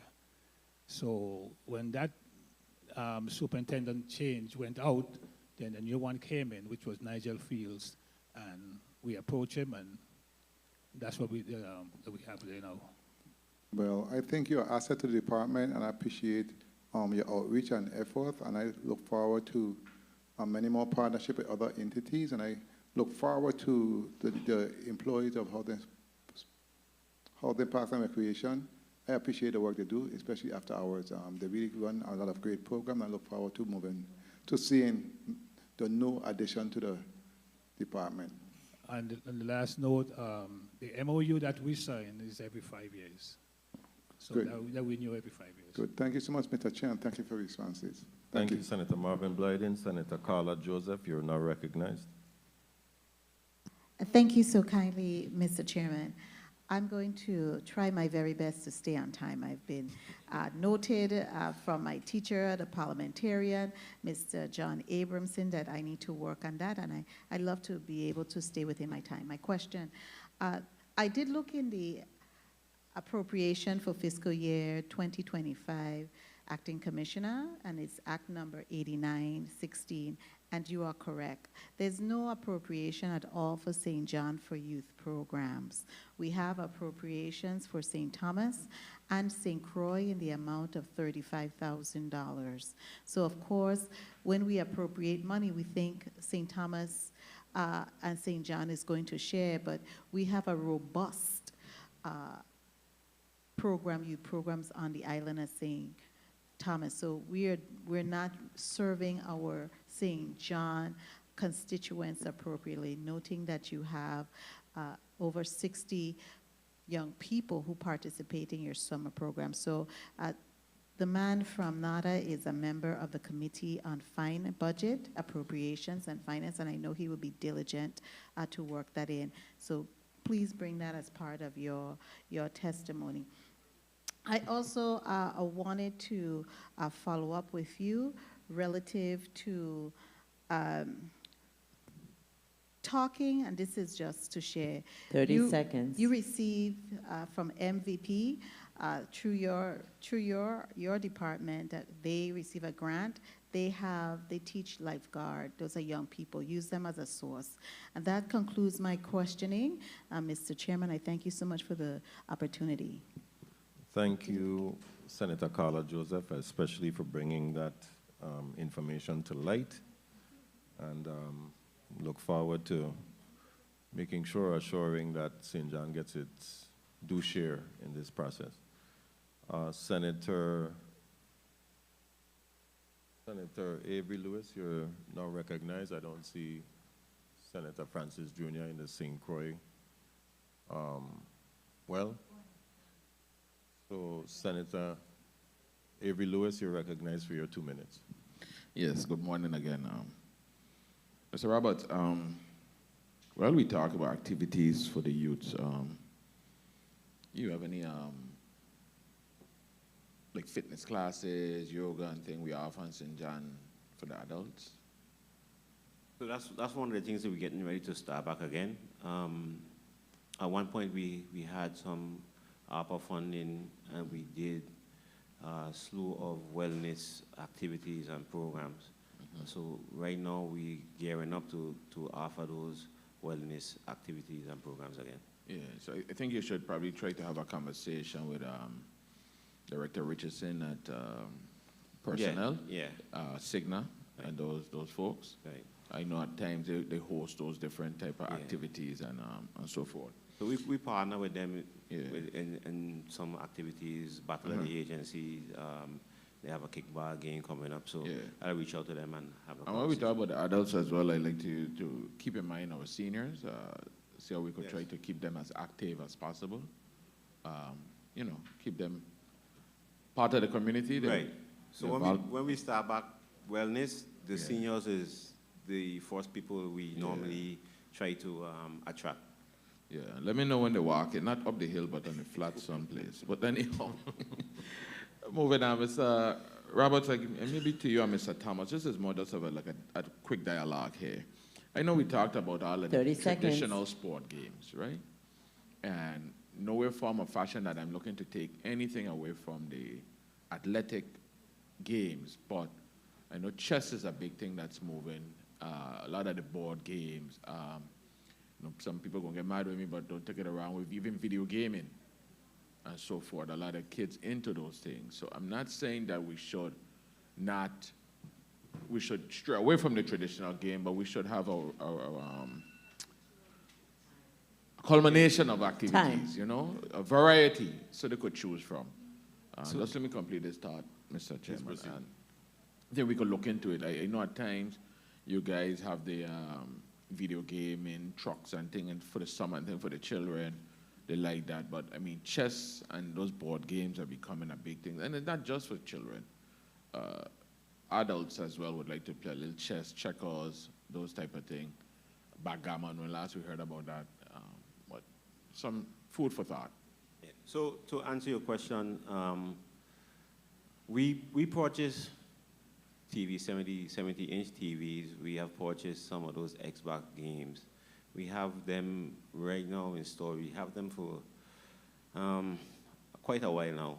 But our thing right now is trying to secure our facilities from vandalism and theft before we install those things into the centers. I agree with you 100%, because we saw what happened at Eulalie Rivera, and that was kitchen equipment. Right. They haven't brought them back as yet. Right. So I actually to secure the facilities, and even when we get up and running, that we secure the equipment because they don't walk away. The controllers go missing, the cartridges go missing. So let's secure it. I mean, I'm 100% behind you and whatever we could do. I see Griffith Ballpark is up and running again. Thank you, commend you for that. You and the team. I think you do an awesome job with the limited staff you have. And I just want to put this on the record. I think what makes the department different is that the employees really do a lot of the things from their heart. These are people that grew up in the facility and became employees of the facility, so it's always part of them, you know. So it's not just a job, it's looking out. I was at Griffith the other day and it started to rain, and the guys then went out right after rake and broom and whatever the tools is, and to prepare the field, you know, and I commend you for that with the limited staff you have. They didn't really get to ask you how you plan to augment the staff up here, but yes, you're going. Need be, you bring some from St. Thomas, come up. You know, because Mr. Hill can't do it by himself. And yeah, so that's it for me, Mr. Chairman. Thank you very much for the flexibility, and thank you, DSBR, for your testimony today. Thank you, Senator Avery Lewis, for your line of questioning. And we'll now move forward to Senator Alma Francis Heilega. You're recognized for your 7 minutes. Thank you.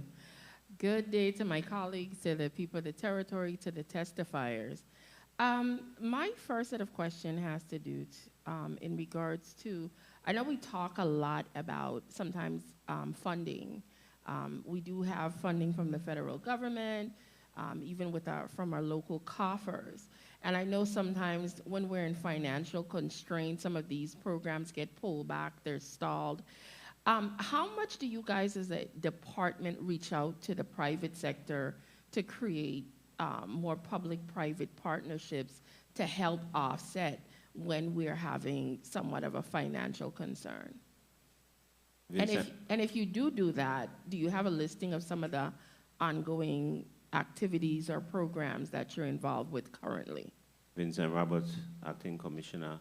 We reach out to the private sector a lot, especially the federation, the different sporting federations, to assist with whether it's refereeing the games or organizing, because like you said, we are short-staffed, and in an effort to offer more programs, we have to reach out to the private sector. It's impossible for our staffing to offer the things that we offer without reaching out to the private sector. Through the chair to Mr.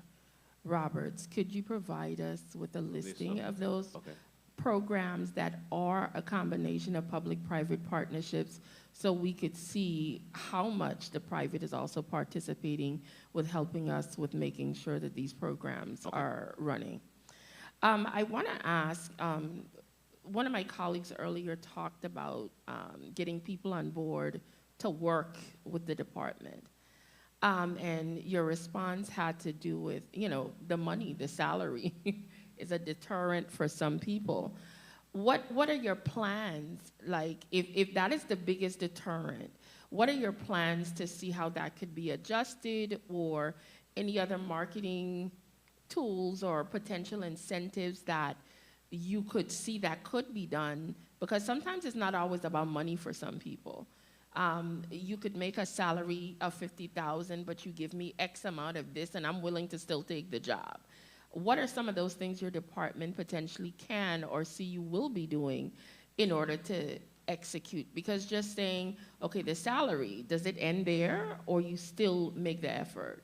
Yeah, we definitely make the effort. A lot of time, folks come on and they're excited about the job, and after the first 2 weeks and you get a first paycheck and you realize all the deductions. I don't think they anticipate the deduction. I think that's one of the biggest issues. But one of the things we're trying to do now is look at positions and titles and kind of figure out how we could change some titles to be able to offer or attract more people. Because we lose some really great people, not because they want to leave, but because they have a family to feed, you know, and I can't blame them for that. But no.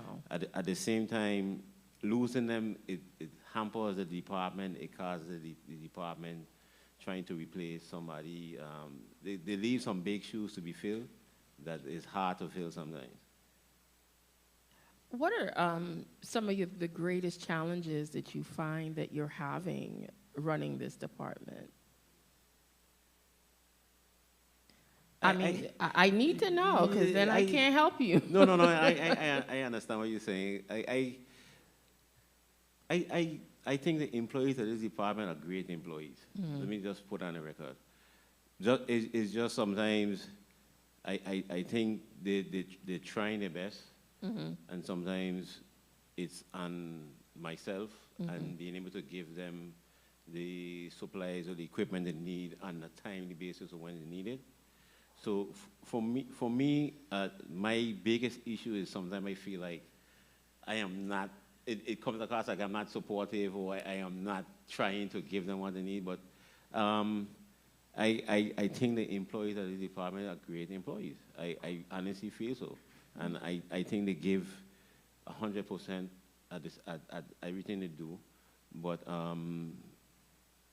I just think we need to be working with a bigger budget than we're working with right now. Okay, so you want more money. I got you. One of the things we find with some of the agencies, they're in need of enforcement officers. Yes. As you know, you guys are a large gamut because it's so many sports, location, parks, etc. And one of the conversations we've been having over the past couple of years, even with the previous commissioner, had to do with the enforcement officers for sports parks and rec. Are you guys still along that same mindset? Because I understand the need based on previous discussion, because I'm thinking basketball courts in the middle, in the evenings, the beaches.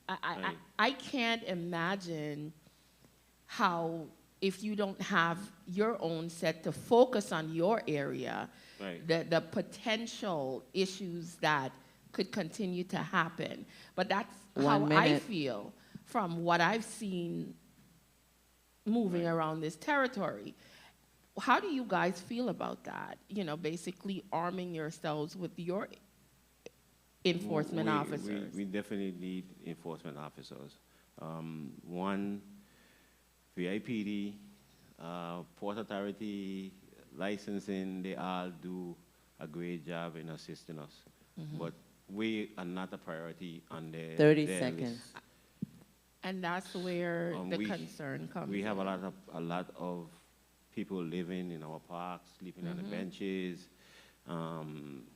We throwing away a lot of garbage. They just keep adding and adding. We have issues on the beaches. We have issues with our vendors. We're not able to find them. We need our own enforcement arm. Okay. Well, and the reason why, could I just wrap up with that? I could see where that is a major concern because, like I said from previous meetings, I see how when you go to the parks, that's an issue. I see when you go to the beach and you have large bodies of people, sometimes people are drinking. I have seen a lot of those types of situations that have occurred. And then sometimes, you know, if you have to rely on the police department and they have to choose between going to a major situation versus fights on the beach, sometimes I could see where they have to decide what the priority is. But for me, it's about public safety across the board. And if we have to make decisions to make sure we have pockets of enforcement officers in areas that have large crowds especially, I think we need to start focusing on seeing how that safety aspect is addressed. So thank you very much, Mr. Chair, for the additional time, and thank you, guys. And thank you, Senator Alma Francis Heilega, for your round of questions. Point of information, Senator Carla Joseph, and then point of information, Senator Avery Lewis. Thank you so much, Mr. Chairman. My point of information goes towards your certification of personnel. Do you invest, Acting Commissioner, in certifying your personnel? Yes, we do a lot of training. at our levels. And they receive industry-recognized certification. I'm talking specifically for your lifeguards. Where the lifeguards have to be certified, yes. Yes, so you invest in that. They don't pay that out of pocket. No. And then they leave here with our certification and go to the States, right? Is there any way you could, is there any way to retract those certifications? Because that's our investment in that person to be able to perform this job, or we will have to look at ways to do that. They can't just leave here after 3 months with the money we invested in them and go take it to our other place. That's our money that we invested in them to perform this work. Right. So that's something we could look into and see how we could structure. I would look into it as well, because it's not good. Thank you so much, Mr. Chairman, for the time. Thank you, Senator Joseph. Point of information, Senator Avery Lewis. Mr. Roberts, I don't know. Let me jog your memory. Some benches was given to the department from AARP. Where they at? I think one is Cookie Point, if I'm not mistaken. We still have one to put down at William Hayes Park. And I'm not sure. With the other yeah, I have to look into it. Look into it, man. It'd be nice to get 1 or 2 to St. John as well. That's a good idea. And lastly, real quick, Mr. Chair, I passed Freedom Hoy today, and I saw some extensive work going on. Just give me a quick run on what's really the Ezra Frederick Ballpark and Estate Freedom Hoy. Yes. Could you give me a quick rundown of what the final scope of the work would be? What's happening right now is the construction of a skate park, a bike track is what's happening right now, to include a playground. Once that's completed, then we are in the process with our A&E work right now.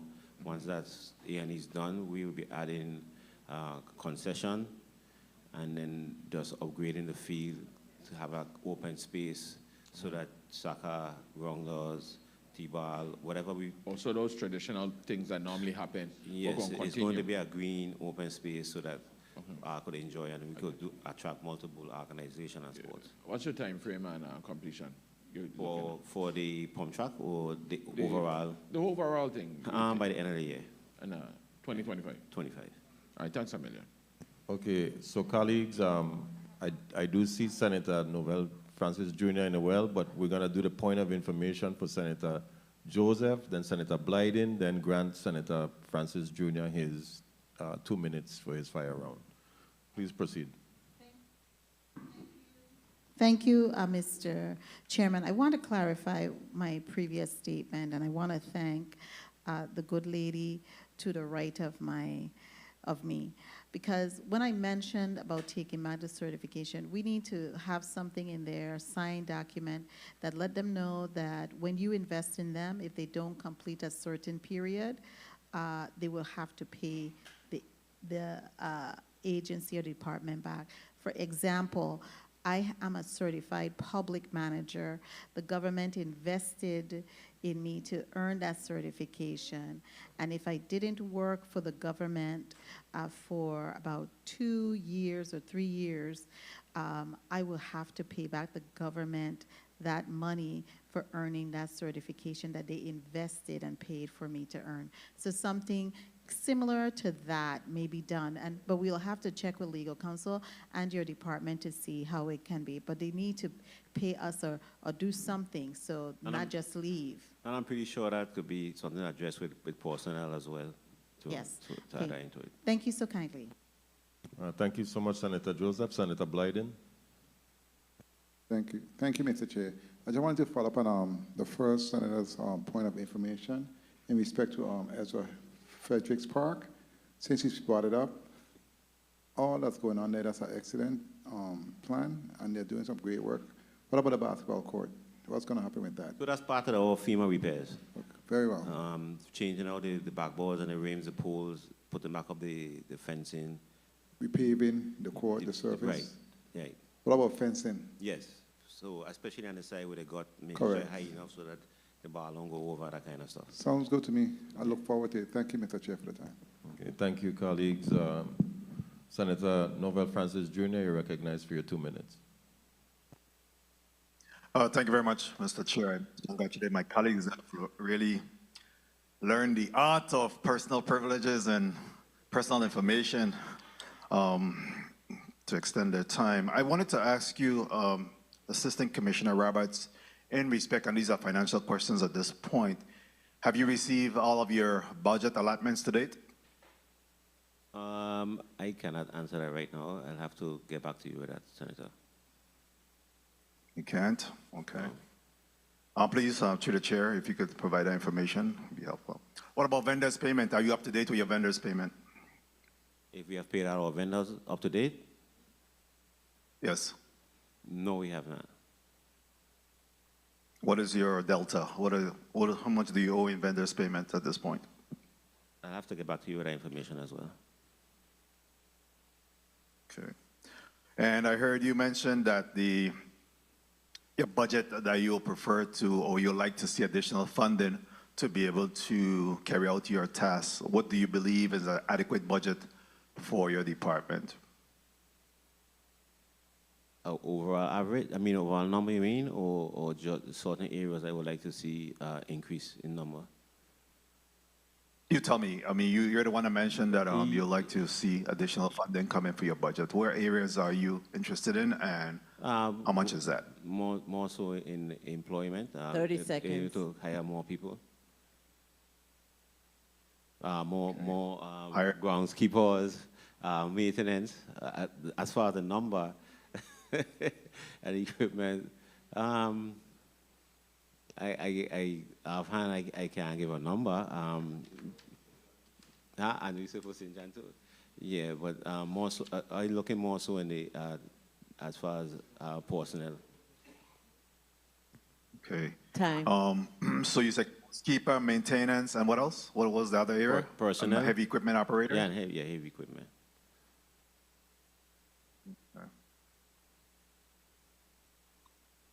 Very well. I look forward to getting that information. And of course, we have a budget cycle that's coming up. So I'm hoping that at that point, you'll be able to articulate your needs. Yes. And not just your want, but your needs to be able to carry out the mandate of the office, so that we can ensure that you're, adequately budgeted so that you could be able to fulfill the needs of this community. Thank you very much for your responses. Thank you very much, Mr. Chair, for the time. Thank you very much, Senator Novell Francis Jr., Finance Chair. And Mr. Roberts, I would encourage you to communicate definitely as much as possible and as clearly as possible to the chairman of the Committee on Finance, of Budget and Finance. So I will get that information to him. Budget, Appropriations, and Finance. So colleagues, I'm going to ask a quick few questions and then we'll wrap up for lunch. Acting Commissioner, the cost associated, now we're talking St. John because we kind of fluctuated in this fire run. We went St. Thomas a little bit, but we want to try to remain St. John centric. Concerning your St. John facilities, right? When it comes to maintenance or waste management, do you have a number associated with what that costs the department right now for every single budget cycle? As far as trash removal and just maintaining the facilities and a whole? Yeah. If you don't, then that's something I'm curious to know. Yeah, I could get because I know that I've seen a number of repairs that continue to take place, and that's only because the facility is deteriorating and we really and truly need to replace it. Right. But we may end up spending more money trying to maintain than actually going ahead and building, So I'm curious to know what that looks like every fiscal year.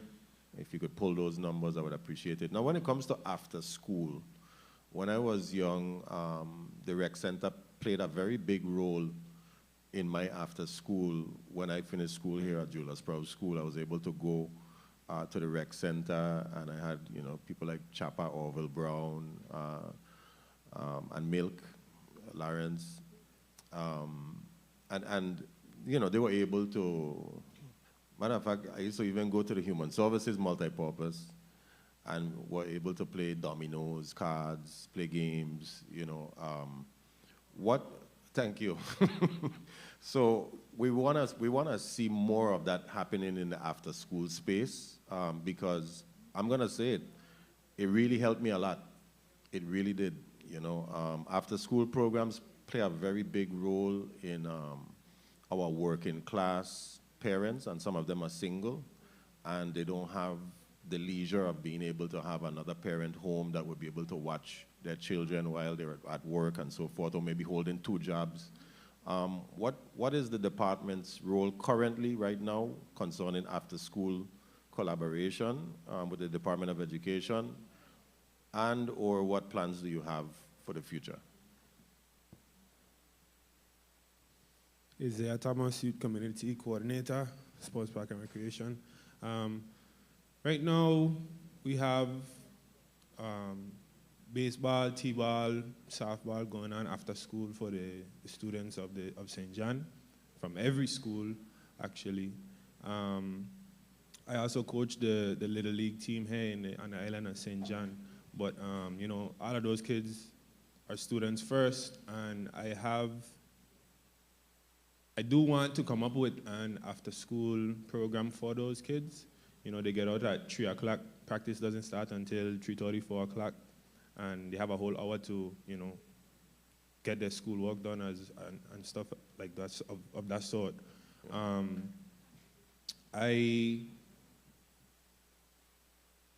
Again, the employees, we need, you know, while some of us would be down on the field working with the kids before practice, we would also need another set of people to assist in the after-school programs, because then we go from helping with after school to coaching for practice to doing the games as well. And for our staff here in St. John, you know, it may seem like something simple, but it's really a lot to manage 15 kids for after school and then 30 kids down on the baseball field or on the basketball court. So I will say this, Mr. Thomas. Yes, sir. What happened before was you would have a teacher that is interested in collaborating with the department, but would need the space, which you would definitely provide, and then that individual, and some of them sometimes are like paraprofessionals, right, that would come and help tutor those individuals for after-school program. And in some cases, that either came with a stipend or, you know, they're just doing it out of the love of their heart. At the time, my Aunt Edith Powell used to be one of those people for me. I used to get some blows too, but that's a whole different story. But, you know, so, you know, just trying to collaborate with a teacher or teachers that are interested, I think that's a good step in the right direction. So something to think about. And that's what I want to expand on what he was saying, is that we need to tap into the school and just add to what we have by getting some of those teachers involved. Yes, definitely. Okay, so we've finalized our round. We're going to close and take a break for lunch before the Department of Human Services comes before us. And I wanted to give you, Acting Commissioner, a closing remark. You can have 1 minute on behalf of your department to close out. And before you do that, I want to thank you for your time and being here with us today to have a St. John-centric discussion about youth and aging programs that the department offers. Looking forward to seeing some movability in the area of Oppenheimer Beach, because I know that is a revenue generator for you, in addition to some other projects that you're working on, which the rec center, in my opinion, is a big one. I know that Mr. Hill that's his brainchild and one of the things that he's been pushing for many years. I look forward to working with all of you to try to make sure that moves forward. And before you close, I'm getting a quick point of information from Senator Blyden, and then you'll close with your 1 minute. Thank you, Mr. Chair. You piqued my curiosity because in respect to aging and our seniors, are you planning on bringing programs online for those individuals, you know, in St. John in particular, I'm talking about right now, for our aging population? Besides, I know the maids, we have our baseball, sports, etc., but what about those females, etc., who are of day and age, have you thought about bringing any type of sporting activities for those individuals? You can speak about that and the chair's time. Thank you so much. You're talking about like sporting activities, not just not only sporting, but because fitness activities, etc. Anything. So right now, our partnership with St. Ursula's covers a slew of activities for the seniors, and this is like. You could expand on that, yeah. Please. Yeah. Thank you for asking that question, because I hold those seniors dear to me. Good. They are Monday through Thursday. They are with us Monday through Thursdays. And Wednesdays we do some exercise, whether it's in the center or we take a walk down to the tennis court, and we bring out some tennis balls and have them continue working on their motor skills. And we look at a video in the center at times, and we follow the exercise video, get the blood flowing before they go into their lunch and things of that sort. But then Thursdays, they go to the beach. They use Oppenheimer at times. Around this time of year, the water is a little bit rough, so they try to stay away from that. But we definitely do keep them active, as the group is called, St. Ursula Seniors Fit and Feisty Soccer. Thank you so much for putting that on the record, and thank you so much, Mr. Chair, for the time. You say fit and feisty? I like that name, man. Fit and feisty. All right. So, Acting Commissioner, you have your 1 minute closing. All right. Thank you to Senator Bolkes, Chairman of the Committee on Culture, Youth, Aging, Sports, and Parks, and all the senators here. I appreciate the time and bringing me here to express and enlighten you guys as what's happening on St. John. A lot of you guys know this is my first time actually testifying. It was an experience. I look forward to many more experiences and letting you guys know what we are doing in the Department of Sports, Park, and Recreation, and working with you guys for the betterment of our community. Thank you. Thank you, and you did a good job. This is definitely the warm-up. Yeah.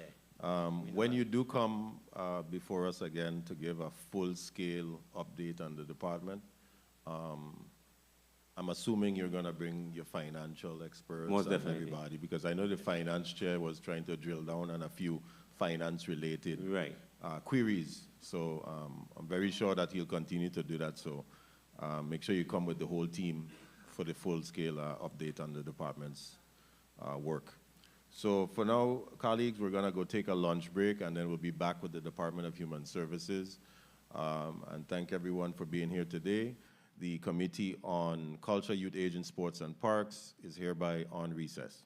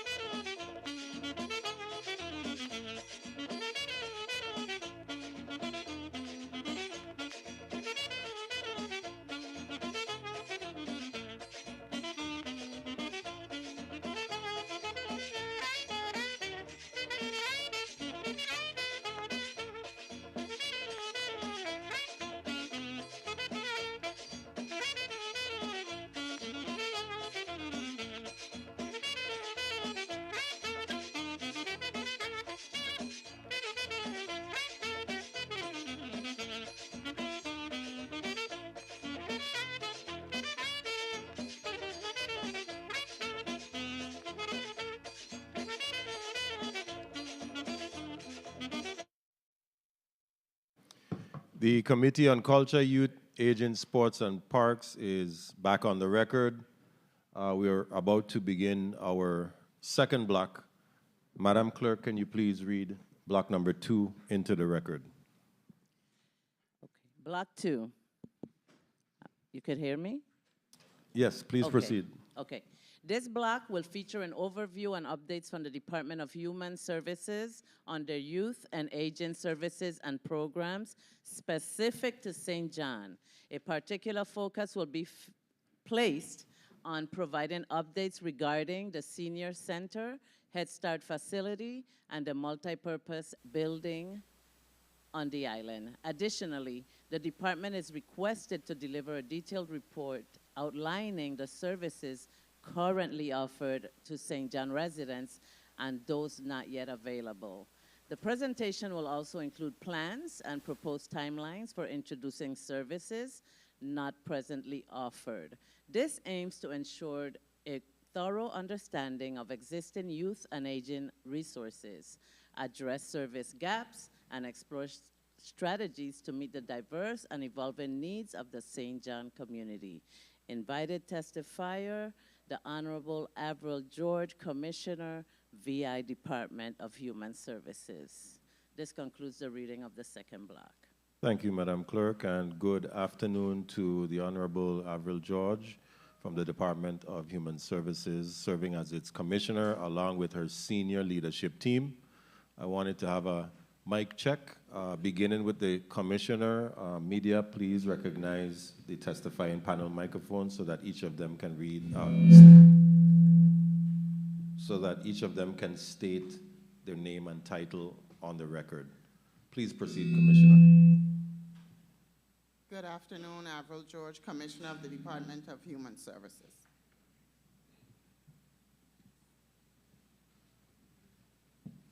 Good afternoon, Carla Benjamin, Assistant Commissioner. Good afternoon, Tasha Phillips Dorset, Assistant Commissioner. Good afternoon, Sean Georges, Deputy Commissioner, Operations, St. Thomas, St. John. And I see that we have, we're getting a little feedback, media. But I also see that we have members of the leadership team also online, and I would like for each of them to please place their name and title on the record. Please proceed. Good afternoon, Alvin Milligan, Administrator of Senior Citizens Affairs. Good afternoon, Masika Lewis, Administrator of Office of Head Start.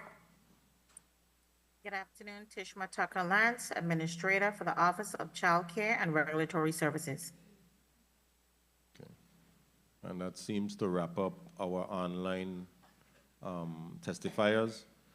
For the online testifiers, I would ask you that you please mute your microphones and only unmute them when you are to speak, and also to remember to state your name and title each time. That goes for everyone, so that our in-house stenographer can properly account today's meeting. And again, this meeting is a St. John-centric meeting in the sense of the Department of Human Services and their offerings for the island of St. John.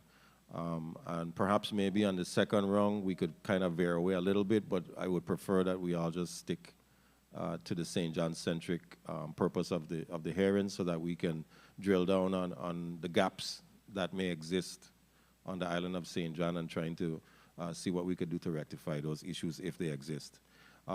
Commissioner, how are you doing today? I'm doing well. All right, thank you. I appreciate you making it over here to be with us with your leadership team to have this important discussion. I will go ahead and let you begin with your testimony. Please proceed. Good morning, Chairman Senator Angel Bolkes Jr., members of the Committee on Culture, Youth, Aging, Sports, and Parks, distinguished colleagues, and the viewing and listening audience. My name is Avril George, Commissioner of the U.S. Virgin Islands Department of Human Services, and I'm honored to be here today alongside Assistant Commissioners Carla Benjamin and Tasha Phillips Dorset, Deputy Commissioner Sean Georges, and program administrators and managers from the Department of Human Services who are here to offer support VI teams. We are grateful today for this opportunity to provide an in-depth overview of the essential youth and elderly programs that serves the residents of St. John. As the designated state agency, the Virgin Islands Department of Human Services is mandated to administer programs that serve youth, children, individuals with disabilities, the elderly, and low-income adults and families. DHS provides a continuum of services across the lifespan from infancy through old age, through various divisions operating throughout the territory. Today, my testimony will focus on the critical youth and aging programs available in the territory, highlighting their impact and accessibility for residents of St. John. Youth Services on St. John. The Office of Child Care and Regulatory Services administers a fully federally funded child care assistance program providing subsidies to qualifying low-income families for early childhood education and care. This includes care for children from infancy through 12 years old, as well as assistance for after-school programs, summer programs, and non-traditional hours care. The subsidies are made available through the Federal Office of Child Care's Development Fund and are extended to caretakers who work or participate in training for at least 30 hours per week, provided they meet income and household size eligibility guidelines. On St. John, OCCRS continues to oversee and monitor child care providers, ensuring that facilities meet the highest standards of care and safety for children and families. Additionally, they support early childhood education by working closely with providers to enhance the quality of services offered. As the end of fiscal year 2024, DHS has made significant investment in child care services, including distributing more than $21 million in child care stabilization grants, ensuring that child care providers across the territory could continue offering essential services during economically challenging times. We also awarded $7 million in quality improvement mini grants, allowing providers to make critical investments in health, safety, and educational resources, including supplemental energy sources and outdoor play equipment. OCCRS FY25 data. The availability of child care providers across the territory directly impact families' ability to access early childhood and education care services. As of FY25, number of licensed child care providers by island in St. Croix is 38, St. Thomas 59, and St. John 9. The breakdown of provider type: for formal providers, we have St. Croix 29, St. Thomas 59, and St. John 9. In regards to approved summer programs by district, we have St. Croix 34, St. Thomas 19, and St. John 1. CCDF participating providers versus total providers. In St. Croix, we have 23, St. Thomas, we have 21, and St. John, we have 2. The number of children enrolled in CCDF in St. Croix is 347, St. Thomas 199, and St. John 5. The number of families enrolled in CCDF in St. Croix is 246, St. Thomas 165, and St. John 3. Essential workers enrolled who would not have previously qualified. In St. Croix, we have 68, St. Thomas, we have 45, and St. John, we have 5. When it comes to services on St. John, OCCRS ensures that eligible families have access to child care subsidies for both formal and informal care arrangements.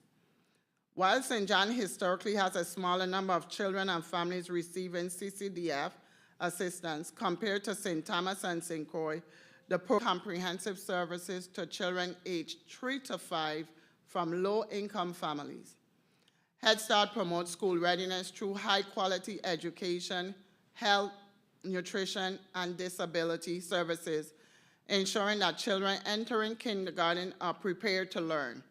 Additionally, 10% of Head Start enrollment is designated for children with special needs, ensuring equitable access to services for all eligible children.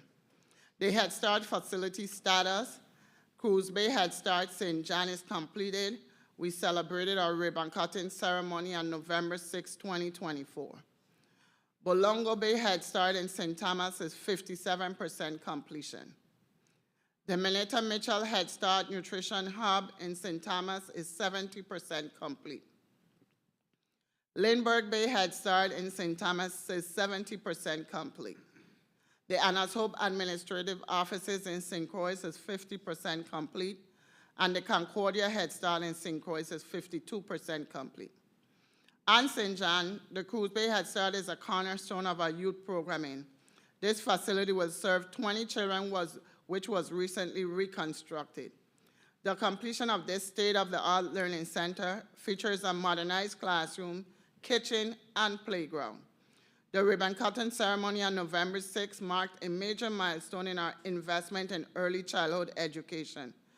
The Cruz Bay Head Start is part of a broader infrastructure initiative with over $42 million invested across the territory to establish safe, modern educational environments for our youngest learners. On St. John, DHS is now actively engaged in recruitment and enrollment efforts for the 25-26 school year. We are ready to welcome students into a safe and nurturing learning environment. Additionally, to ensure that the program operates effectively, we are seeking passionate individuals to join our team. We are in critical need of food service workers, Head Start preschool teachers, and preschool teacher assistants. If you are looking for a meaningful career that makes a lasting impact on the lives of our young children in the Virgin Islands, now is the time to apply.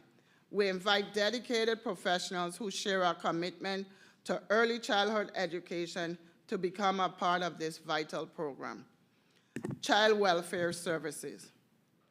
Through a continuum of care and compassion, DHS provides critical services to ensure safety, permanency, and overall well-being for children who may be at risk of maltreatment or on the cusp of entering the juvenile justice system. Services are provided from birth to age 18, with extended foster care and support available up to the age of 23 for eligible youth. Office of Intake and Emergency Services. Intake services are the first responder for reports of child maltreatment. These services operate 24/7, ensuring immediate intervention when abuse or neglect is suspected, as well as assistance in securing placements when protective services are necessary. On St. John, residents have access to these emergency services, ensuring that no child in need is left without protection. In addition to administering youth services, the Office of Intake also administers emergency welfare services, providing one-time financial assistance to service providers to prevent displacement and promote stability for individuals and families facing crisis situations. The department facilitates burial and cremation services for indigent individuals, transient reparation services to return non-residents who have recently arrived in the territory back to their places of origin, and emergency welfare assistance through contracts with key service providers. Division of Children and Family Services, DCFS, provides in-home interventions designed to reduce the risk of child maltreatment and family separation. The division also provides out-of-home care when family separation is necessary. DCFS manages foster care and adoption services, including the recruitment, training, and retention of foster and adoptive parents. In St. John specifically, families and children in need of these services receive case management, intervention support, and services to facilitate safe family reunification when possible, in collaboration with the courts. DHS is actively working to increase the availability of foster and adoptive families to serve the St. John community. Division of Intervention and Prevention Services, DIPS. This division administers intervention and prevention programs for youth at risk for and those already involved in the juvenile justice system. Services as case management, counseling, and support services through collaborative community partnerships are available to this population of youth across the territory, including in the St. John community. Office of Residential and Interstate Compact Affairs oversees the placement and monitoring of individuals in residential facilities and administers interjurisdictional agreements for the placement of children and juvenile. And St. John, ORCA plays a key role in ensuring that residents who require specialized residential care receive appropriate placement and oversight. Our senior programs, Division of Senior Citizens Affairs, SCA. The Division of Senior Citizens Affairs administers multiple programs that support the elderly community throughout the Virgin Islands. Today, I will highlight the programs that directly impact the island of St. John. Socio-recreational program. This program fosters social engagement and recreational opportunities to promote seniors' well-being. And St. John, seniors participate in activities such as luncheons, arts and crafts, and wellness programs at the Adrian Senior Center.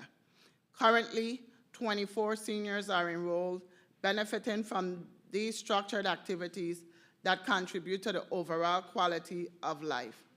DHS Adrian Center itself serves 15 to 18 seniors daily. The center not only provides opportunities for engagement, but also serves as a place where seniors can enjoy nutritious meals and a supportive community environment. In addition to its role as a senior center, the Adrian Center also serves as St. John's designated evacuation shelter.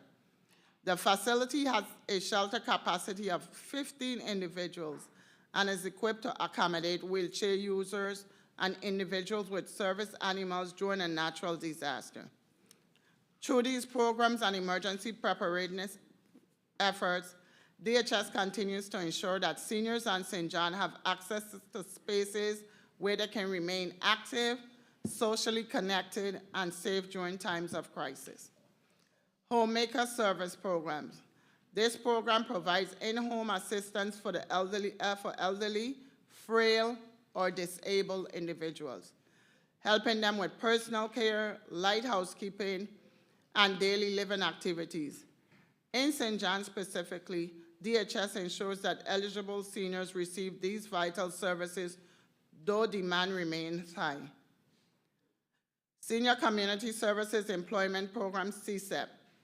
CSEP offers part-time employment and job training for seniors aged 55 and older, helping them remain active in the workforce. When it comes to St. John, eligible seniors have access to the program, allowing them to contribute meaningfully to their community while earning supplemental income. Information and referrals, INR. The INR program provides up-to-date information to senior citizens on the services available to them in the community and connect them with the help that they need. This program also provides senior ID cards to individuals 60 and older. St. John specifics, INR services are accessible to seniors in St. John, offering a point of contact for information and connection to services. St. John seniors can obtain senior cards through this program. The State Pharmaceutical Assistance Program, SPAP.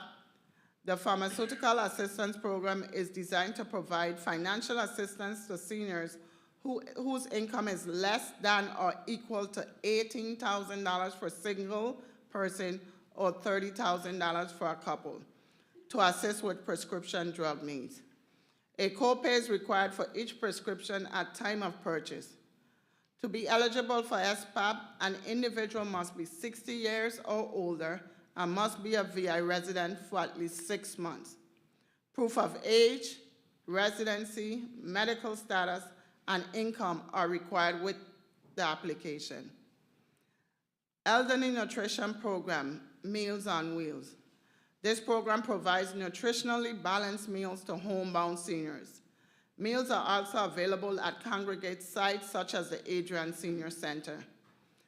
Commonly known as Meals on Wheels, this program provides nutritionally balanced meals 5 to 7 days a week to individuals aged 60 and older, as well as disabled persons under the age of 60. Meals are also available at congregate sites, including the Strive Center, Richmond Center, and the Adrian Senior Center. When it comes to services on St. John, the Elderly Nutrition Program / Meals on Wheels remain a crucial resource for the senior community. The Adrian Center serves between 15 to 20 congregate meals per day, ensuring that the seniors have access to nutritious meals in a welcoming social environment. Additionally, the Meals on Wheels program delivers meals to 35 homebound clients in St. John, supporting those who are unable to attend congregate meal site. Currently, there are 6 individuals currently awaiting placement for congregate meals in St. John. Adult Protective Service, APS. The Adult Protective Service Unit provides protective services and case management to disabled adults ages 18 to 59 and elderly persons ages 60 plus. All suspected cases of disabled adults and elderly abuse, neglect, and/or financial exploitation are referred to this unit for investigation. The program serves individuals aged 18 and older who may be at risk due to physical or cognitive limitations, ensuring they receive the necessary intervention and support. Year to date, APS have provided services to individuals aged 18 to 59, 105 clients in St. Thomas, St. John, and 137 in St. Croix, totaling 242 cases. Individuals aged 60 and older is 329 clients in St. Thomas, St. John, and 316 in St. Croix, totaling 645 cases. The most common infractions APS investigates includes neglect and financial exploitation, underscoring the critical need for protective interventions. In addition, many frail elderly individuals remain on the waiting list for placement in 24-hour care facilities as pressing concerns as DHS work to expand long-term care options. Total cases of elderly protective services age 60 plus. The table that you see in your report shows the number of elderly protective cases handled each year since 2020. The data highlights a 15.96% increase in 2024, reflecting both a rising aging population and an increased demand for intervention services. On the island of St. Thomas, St. John, it has increased to 15.96%, St. Croix as well. Our total for 2024 is 494. While elderly protective cases have increased, cases involving adults aged 18 to 59 have declined. Let me take some water, yes, please. Yes.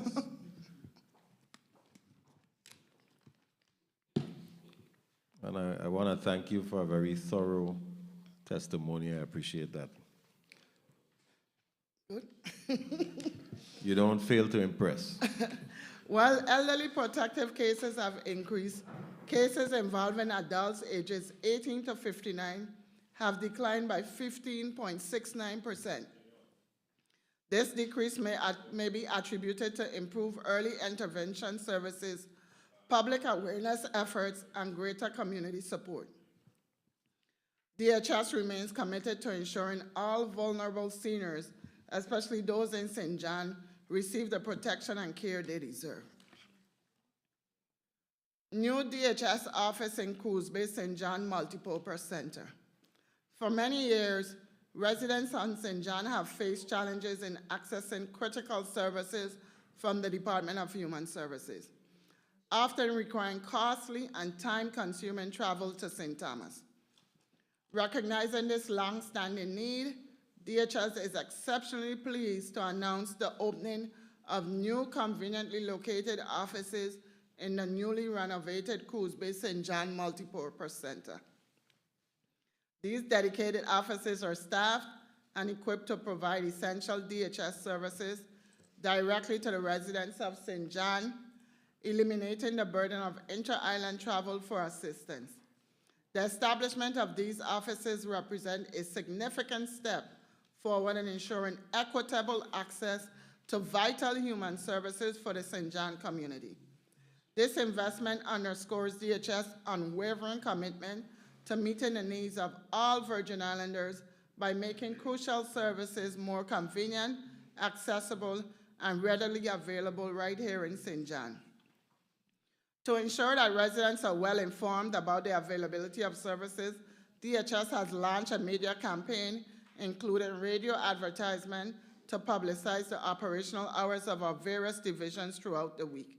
This initiative is aimed at increasing awareness and ensuring that individuals can access the services they need in a timely and convenient manner. The following services are available at Coos Bay St. John Multipurpose Center.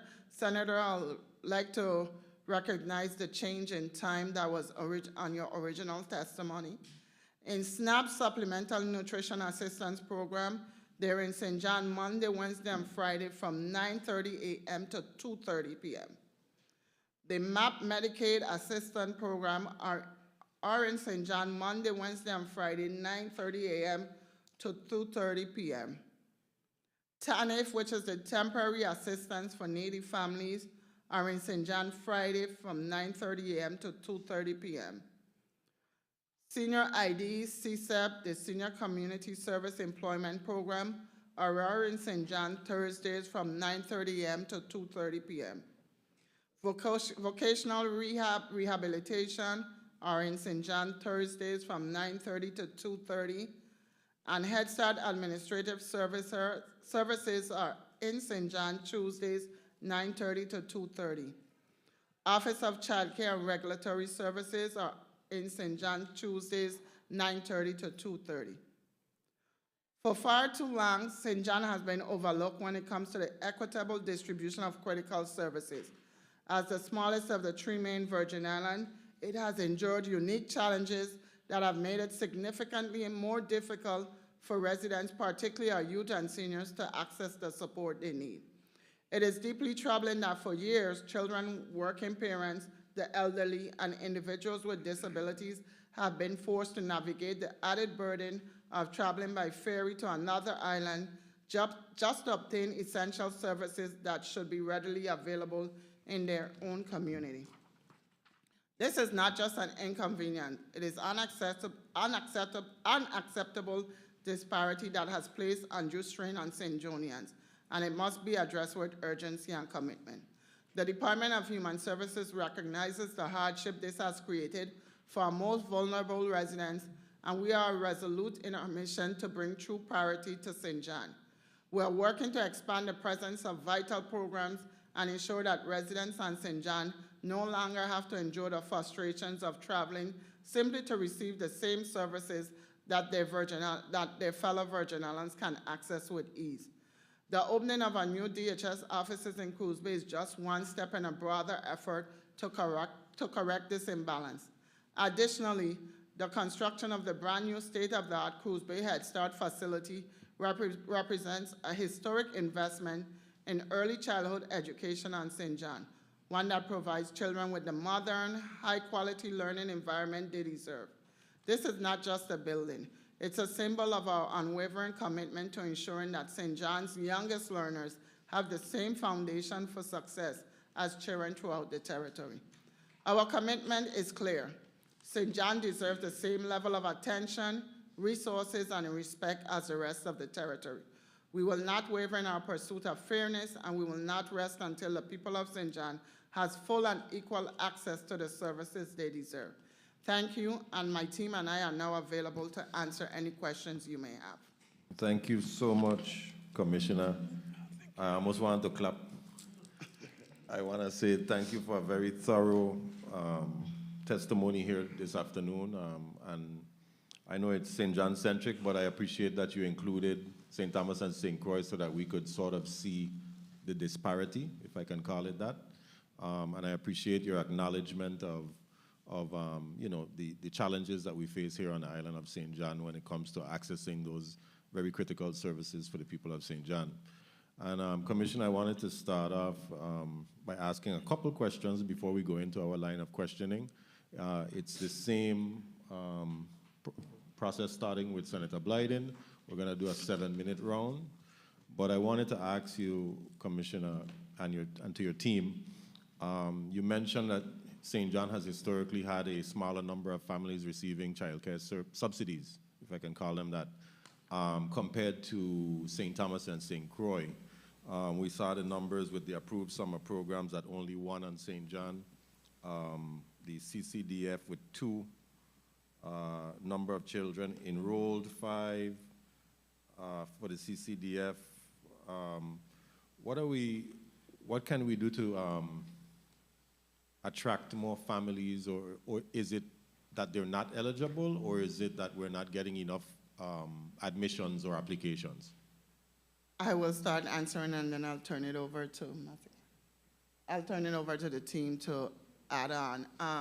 The Department of Human Services communication team has started a media campaign in which not just going on the radio, but we've started doing podcasts for the various divisions within the Department of Human Services, where we have persons from our team explain our programs, because I think it's more awareness. It could be more awareness of what is available as well as other factors, but we're trying to make sure that our podcast reaches everybody throughout the territory to know the different programs at DHS, what we offer, how they can apply, and to more do community outreach. I'll turn it over to, who do you want to turn to, Masika? Tishma. I'll turn it over to Ms. Tishma Tuckerland so she can respond also. Tishma? Thank you, Commissioner. Tishma Tuckerland, the Administrator for Office of Child Care and Regulatory Services. I want to go ahead and piggyback off of what Commissioner clearly stated. We're going to make sure that additional awareness is provided, but at this present time, it has been a low enrollment of individuals that are applying for the services. But it's definitely there, open up to all individuals who are eligible for the program. Okay, excellent. So it's more so of a PSA, you know, to make, and perhaps maybe even having that information posted somewhere on the facility for those who traverse in and out for other types of programs. And before we start with Senator Blyden, I have one other question. On page 6 of your testimony, the adult protection services, you broke out the age categories 18 to 59 and then individuals 60 and older, but the numbers were coupled in with St. Thomas, with the district. Do we have a specific number for St. John associated with the adult protective services, meaning specific number for the island of St. John? Because I see that the numbers are sort of coupled in with the district. And if you have it, I'd like to know. If not, then we can. Yeah, I'll turn it over to Mr. Alvin Milligan, and that's on the page 6. Page 6. I'll turn it over to Mr. Milligan to respond. Good afternoon, Alvin Milligan, the Administrator of Senior Citizens Affairs. I could get the breakdown to you before the end of this session, but I don't have it in front of me right now, but I'll inquire right now and get back to you. Okay, I know you're a man of action, Mr. Milligan, so I know it's going to happen. So let's start off with Senator Marvin Blyden. You're recognized for your 7 minutes. Thank you so much, Mr. Chair, and good afternoon, Commissioner George and your supporting team there with you, and thank you so much for that most comprehensive testimony. Let me ask you, in respect to your Cruz Bay St. John Multipurpose Center, you spoke to the different type of what you're going to be doing in the facility, right? What type of activity you plan to have in that facility once completed? Ms. Lewis?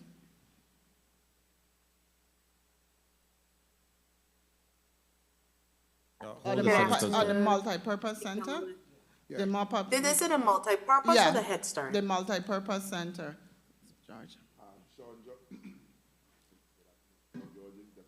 Please recognize, hold the senator's time, and please recognize the microphone of Deputy Commissioner Georges.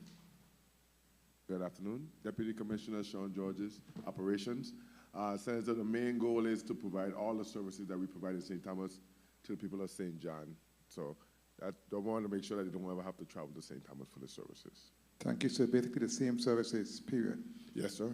Okay, thank you. And also, Commissioner Georges spoke about the elderly nutrition program, Meals on Wheels. I know we had a situation with that last year in the St. Thomas district, but in particular St. Croix.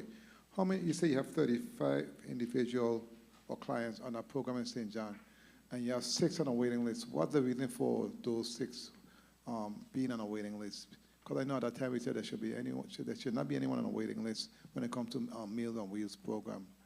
What's the reason for the 6 that's on a waiting list? Senator Blyden, as individuals comes off, as we take individuals off the waiting list, we have more individuals come on. So it's a revolving process. It's not just 6 individuals there on the waiting list for a long period of time.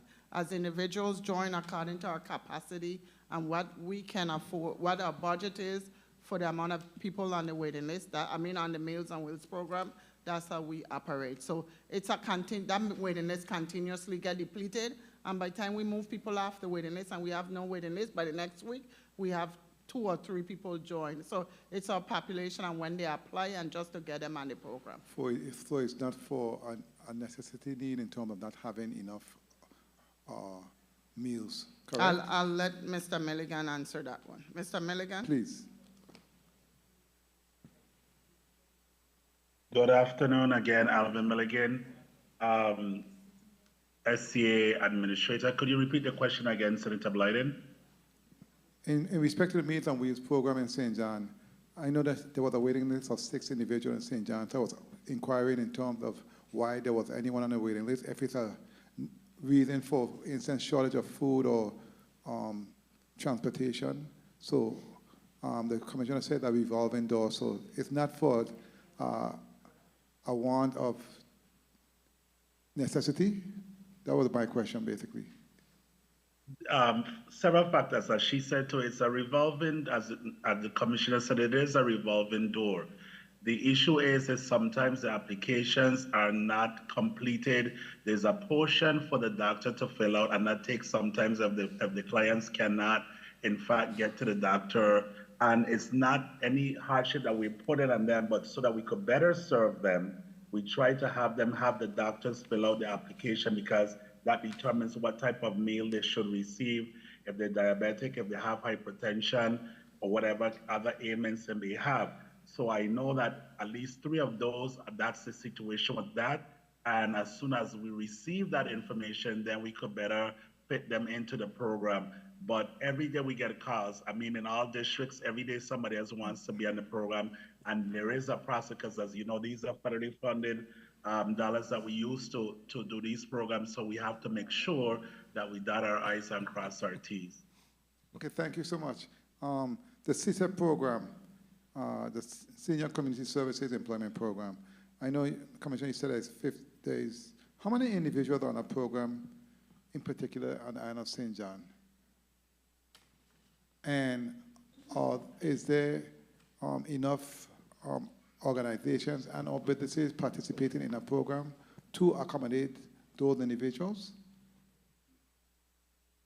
Currently, I don't think we have no individuals in CSAP program on the island and St. John. Wow. I think Mr. Milligan can correct me if I'm wrong. We do have community organizations, and go ahead. Before you move on, so no one applied for the CSAP program on the island of St. John? Mr. Milligan, do you have any CSAP individuals on the island of St. John? He kind of answered, Alvin Milligan again, Administrator. Senator Blyden kind of answered the question. The issue is that a lot of the businesses do not want to participate for whatever reason.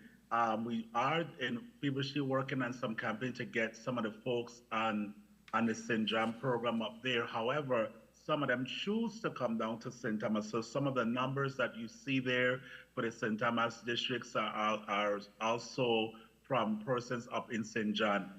Ms. Cindy Rollins Williams, who is the administrator for that program or the supervisor for that program, they are going to be working on some campaigns for the upcoming fiscal year because we do see a need.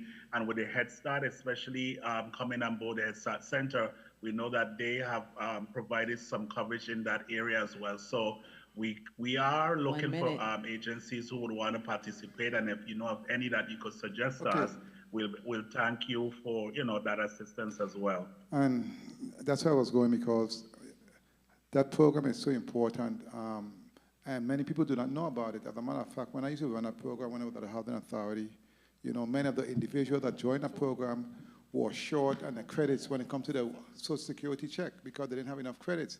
And that program is so critical and vital to those individuals in order for them to get enough credit to collect a Social Security check. Let me ask my next question before my time runs out.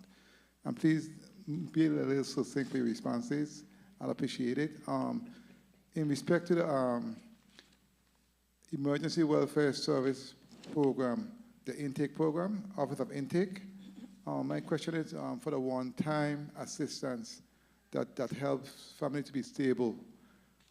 What's the process in terms, what does it look like after that initial one-time assistance? Are there wraparound services that are provided? Are there referrals? Can you explain the process so folks can know how that works? And I appreciate that. Please recognize Ms. Benjamin Mike, Assistant Commissioner. Carla Benjamin, Assistant Commissioner.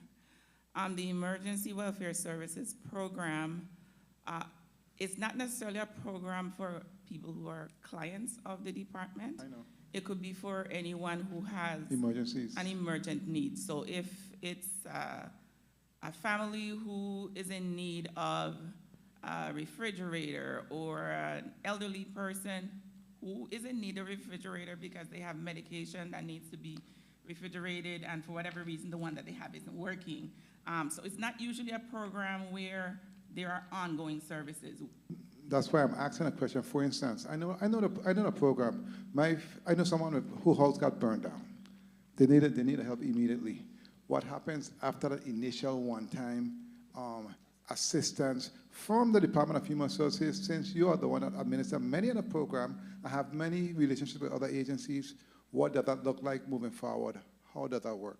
Well, we provide referral and advocacy services. If the family comes in and we see that they could benefit from any of the other programs in the department or other programs in the community, we refer them, but we provide what they need at the time of the emergency. In the case of a fire, we would provide furniture, whatever it is they need to have, especially families with children, find some level of normalcy as soon as possible. And in closing, Mr. Chair, if I may, one last question. The $21 million child care stabilization grant that was distributed to the children in the community, how many children, number one, was assisted, and how many children on the island of St. Croix was assisted? And what does that number represent in terms of children? How many children total? I know it's $21 million in child care, but how many children were assisted? What does that represent? The child care stabilization grants were grants to child care providers for operations. Okay. The number of CCDF families on St. Croix are 318, and the number of children are 401. St. John? I'm sorry? St. John? St. John, 11 CCDF children and 9 CCDF families. Thank you so much. I'll catch you guys on the next one. Thank you for your responses. Thank you, Senator Blyden. And before we go to Senator Joseph, page 3 of your testimony on the St. John, on St. John, DHS is now actively engaged in recruitment. How many vacancies do you have for the island of St. John, with all areas to include Head Start, the multi-purpose building, whether it's food service, teachers, or preschool teachers and assistants? The only vacancies we have on St. John right now is for our Head Start, our new Head Start location, and I'll have Ms. Lewis give you a rundown of how much vacancies there are. Good afternoon, Masika Lewis, Office of Head Start Administrator. We currently have 3 vacancies, one for a teacher, one for a teacher assistant, as well as a food service worker for the Office of Head Start. Okay, thank you. Senator Joseph, you're recognized for your 7 minutes. Thank you so kindly, Mr. Chairman. A pleasant good day to the hardworking staff and leadership of the Department of Human Services, my former place of employment, my most recent former place of employment. It's good to be here and then see you doing the hard work that is necessary for those individuals who are in desperate need of services. I want to pick up my line of questioning from where the chairman left off with the Cruz Bay Head Start. Congratulations on that facility being completed and the ribbon cutting that took place last year, November 6th. Now, I wanted to ask, how long have you had the vacancies for the Head Start program here in Cruz Bay? Those vacancies was posted right after we did the ribbon cutting ceremony, and we have since reposted it. I think this is our 2nd or 3rd go around. We had individuals that applied through Division of Personnel. When they came to us at DHS, there's certain criteria they have to meet based on our Head Start requirements, and we haven't had anybody apply. Okay, I just want to cut you short. I don't need to get into the weeds. Oh, okay. I don't need to get too much into the weeds. But answer, since you start about the reposting, kindly indicate who is your Deputy Commissioner for Human Resources? Right now we have acting Mr. Erickson Brown. And how long has he been in that acting position? I'll say since December. December. Okay. Do you think that is a factor on how you are getting do you have anyone in the pipeline right now to be interviewed for these vacant positions? Because we can't have this building sitting with no activity, and there's a need in St. John for this vital Head Start. Head Start played a critical role in all of our lives. I'm a product of a Head Start program in Bavoni housing community. So kindly indicate for us what is your time frame and what you're doing, your methods of being able to find the staffing that is required. The University of the Virgin Islands, I'm sure, is one of those places that you're looking. We have posted this position on Division of Personnel website, which is required. We have posted on all media outlets, including University of the Virgin Islands, our partners, and we have also used the St. John community, including our St. John administrator, to assist, and community members that reached out to assist to help with this process. Okay, so you're doing everything that you know that is humanly possible to do. What's the salary ranges? Can you give that to us? Ms. Lewis, do you have it readily available that you can? And while Ms. Lewis is there, do you already have applicants who have applied and person who have applied and would like to have their child enroll in this vital part of the education of our young people, our children here in St. John? Yes, we have already started accepted application, and I'll ask Ms. Lewis to tell you the salary. Yes, and tell me how many applications you have on file to date. Ms. Lewis? Sure. Good afternoon, Masika Lewis, Administrator for the Office of Head Start. Presently, as of today, we have 14 applications for enrollees for the upcoming school year from Cruz Bay. We do have staff that go up to the St. John weekly, every Tuesday, and we accept applications via that way, as well as you can also apply online. As it relates to the amount for a teacher with a BA, I don't know the end, but it's about $49,000. For a teacher with an AA, it's about $42,000. And with a teacher that has a CDA, that starts at about $35,000. Okay, thank you. That's very important information. I want to then switch to page 4. Commissioner, kindly follow with me. I want to understand how much you spend for the burial and cremation services.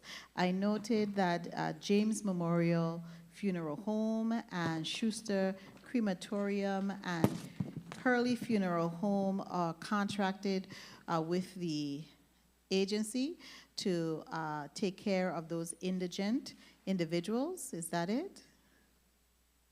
No, it's not. Okay. Okay. Who takes care for the burial and cremation services? It says here that's what they do. In your testimony, you said DHS contracts with James Memorial Funeral Homes for burial services. So explain that to me. I'm just need a little bit of clarity there. Media, kindly put on the mic for Assistant Commissioner Carla Benjamin. Carla Benjamin, Assistant Commissioner. We do put out invitation for bids annually, and we have vendors for each district. Currently, we do not have anyone contracted in the St. Thomas St. John district.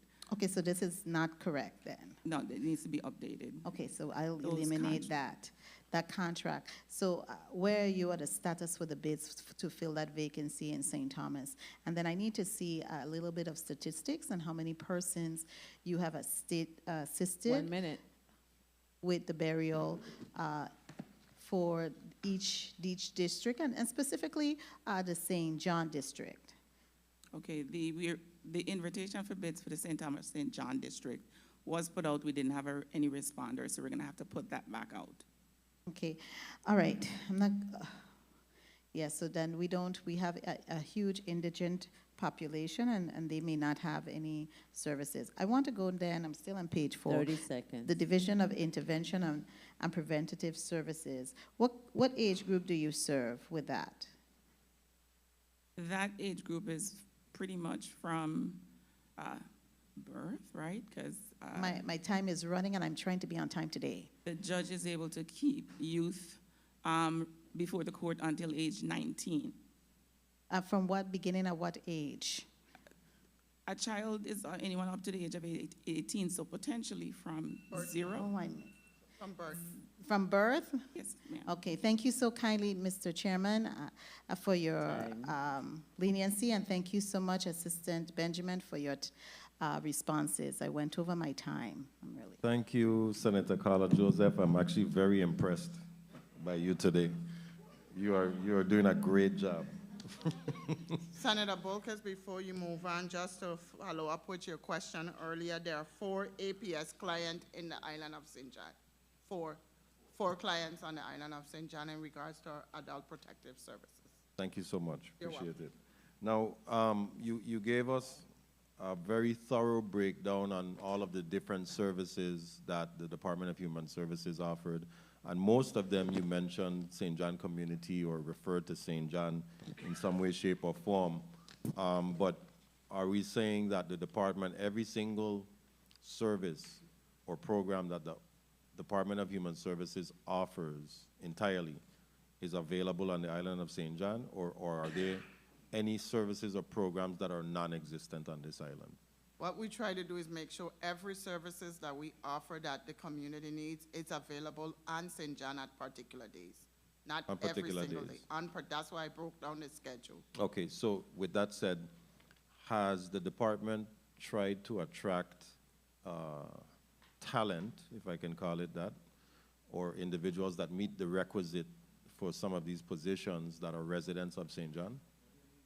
With these services come vacancies and funding, and we had to do changes according to what positions we have filled right now based on our funding. So there's no vacancies right now for those positions. So, okay, but so some of these vacancies, to your point, are not necessarily an island vacancy. An island, it's more so a district position, more than an island. Yeah. Okay. Yes, sir. And I think, while I understand that and I respect that, I think that part of the challenge is that we have to have an individual, which we appreciate, come over to provide the service rather than having someone who is stationed on the island of St. John. So I understand that you have to work around that, and I understand that that is just how the structure is. But I think that maybe we could find you know, an innovative way of trying to have a individual that, you know, it might be tricky, but for the most part, I'm saying that I understand. We have a comment? Yeah. Yes. Okay. Please recognize the microphone. Bring it a little closer. Yeah. Afternoon, Senator Tasha Phillips Dorset, Assistant Commissioner. To your point, which is an important one, we do try to recruit individuals to serve as a permanent worker on St. John. We have a great example of Kenesiah Bailey from the SNAP issuance department. She lives on St. John. When the multipurpose center was closed, she used to catch the boat to St. Thomas and work at that site. Now she is back here, and we're very pleased that she's here 5 days a week. Okay, thank you for that information. As Carla Benjamin, Assistant Commissioner, we also, in the child welfare spectrum, try to hire a social worker who lives on St. John for after-hour response. And we recently did hire a social worker on St. John. Unfortunately, she moved to St. Thomas recently, so we have to recruit again to get another one. Okay, okay. Well, the effort is there, which I appreciate, and please continue those efforts to try to find or attract the talent that may reside here, so that we don't have to deal with the temporary setback of, you know, traversing between the island to provide a service. Point of information, Senator Joseph, and then we'll go to Senator Avery Lewis for his 7 minutes. Please proceed.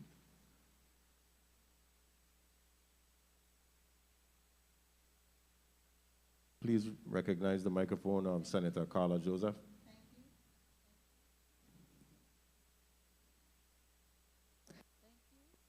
Thank you. Here we go. Wonderful. Now, thank you so much, Mr. Chairman and media, for getting that done. My point of information is just a follow-up to your question. I noted that Assistant Commissioner Carla Benjamin indicated that the social worker that was hired from St. John has relocated to St. Thomas. Is she still a part of the department staff? Very good. I just want to make sure that you're retaining employees. Okay. Thank you, Senator. Senator Lewis, you're recognized for your 7 minutes. Good afternoon. Good afternoon, colleagues. Good afternoon, testifiers, wonderful people of DHS. Glad to have you here on the beautiful island of St. John. Love city, so we're going to show some love. Commissioner, on page 2 of your testimony, you talked about this grant award. You said 9 people participated, 9 centers participated, right? You said a total of 9 daycares are in St. John. All 9 participated in a grant program? Yeah. Great. You know, just knowing about the program, it's a great opportunity, and I don't know when we'll ever get a chance again. So I just want to encourage everyone to really take advantage of it and, you know, give our children that wow effect. I have a question. I don't know if maybe Mr. Milligan, but please, Mr. Milligan, be quick. Seniors that want to join your programs and be a member of the programs, how do they go about this? Mr. Milligan? Good afternoon, Alvin Milligan, the Administrator of Senior Citizens Affairs. We have online, they could go online and do applications, so they could come into the offices, either at New Hansen, even at the multipurpose center on St. John, and of course on St. Croix as well. So the applications are available, and we have staff that would assist them in getting to the services that it would need. We have a division of information and referral where they process the senior ID. So when they go there to do that, they can also inquire there, or if the staff there sees a need for them to probably join another program, they'll make the recommendations as well. Thank you. Commissioner, at your newly developed Head Start, which in all of them are looking beautiful, thank you and the team for that. I know Mr. Georges, in my other role, keep calling about different things, so I had opportunity to see a lot of them, and thank you, they're really awesome. But what kind of activities do you have having going on at the centers? At which the Head Start, specifically here in St. John. Miss on St. John, we have no activity at this time. No, I mean when it's open. When it's open, Miss Lewis? I don't really rephrase that. What type of services would be all offered there? Would they be seeing there? Services. Yeah. Okay. Masika Lewis, Administrator, the Office of Head Start. Once a child or family is enrolled into the Head Start program, they will be getting, of course, educational services. They also will be receiving, the families and children will have a medical home. That's something that's very important. All enrollees from Head Start are introduced to a medical home. They will also be receiving social services. So for families that need additional assistance with planning goals, or if they need to be walked through or assisted in getting either insurance, MAP insurance, say SNAP, if they also want to work towards home ownership. These are things that we have social service aides readily available to assist families with their personal goals and family goals. They also would receive mental health services. We do have a family services manager that can refer as well as provide ongoing counseling as needed to families in cases where we notice that we have children or families that may need services. They also will receive there's health, there's social services. If you have a child with a special need, we also work collaboratively with the Office of Special Education, Department of Education, and those services are received to our children within the classroom setting. So there's health, there's education, there is social services, there's assistance with disabilities, and of course, nutrition. We serve breakfast, lunch, and snack, as well as work with families to ensure that their children receive a nutritious meal on a daily basis. We provide different classes, from cooking classes, as well as parent involvement, where we also advocate for families to become a part of our board, which allows families to be lifelong learners or lifelong advocates for their children. So within the Head Start program, we not only provide social services and educational services for children, but we work in tandem with families so you have an overall health, an overall healthy system, and an overall system that allows the families to transition from Head Start as well into the public school system and beyond. Thank you very much for that response. Commissioner, DHS, you have any I don't know, I'm just asking, you have any assistive living centers here in St. John? I don't think we do. Are there any plans to construct any? Not at this time. Okay, the reason why I ask that is because, you know, dealing with the seniors, you know, a lot of people like to be home. So I ain't gonna have engaged in a conversation, say moving them to St. Thomas or St. Croix. I'm just saying, maybe in the future we could look into a small-scale center here with a rehabilitation and all the likes, the wraparound services that goes with it, all right? You talked a lot about different programs, and I really was impressed with it. But I didn't hear you talk about one that you and I had a conversation about recently, which is your low-income water and energy assistance program. Is that being provided to residents of St. John as well? Those programs are provided territory-wide. Great, that's making sure. Yeah. Okay, and along with that, along the line, Commissioner, have your employees been in contact with, like, Department of Energy to offer some of the different programs they have to our seniors or residents here in St. John, for those who can't really get around to see? Because they have programs where they come to your home and do like intake stuff and offer them new refrigerators and new heating equipment and faucets and different things. 30 seconds. If you are referring to service programs offered by the Department of Energy, which is a separate GVI program, our staff can do referrals to that program if it's needed, but under DHS, we basically have the ECAP, which is the Energy Crisis Assistance Program, And we offer gas tanks and also pay Whopper Time. bills every other month. Yes, I understand that, Ms. Dawson, but I'm just saying if one don't work, we offer everything. We could say what we have. Once we are aware of it, right? Yes, that's correct. But that's part of the referral process that Administrator Milligan just mentioned earlier. If anyone comes in for service, whether at the multipurpose center or even the senior center in Estate Adrian, whatever service they need, if they tell the staff, we can do a referral and help them maneuver or get to that area. Thank you, and thank you, Mr. Chairman, for the flexibility. Thank you. Yeah, excellent question, Senator Lewis, and thank you for that response. I did not even know that. I have a point of inquiry from Senator Blyden and then a point of inquiry from Senator Joseph. Senator Blyden, please proceed. Thank you so much, Mr. Chair. And that the path I was going on because the process, because I know based on those programs, the Energy Office has a program also that provides all of the above, fridge, light bulbs, even assist sometimes with air conditioning. But the key is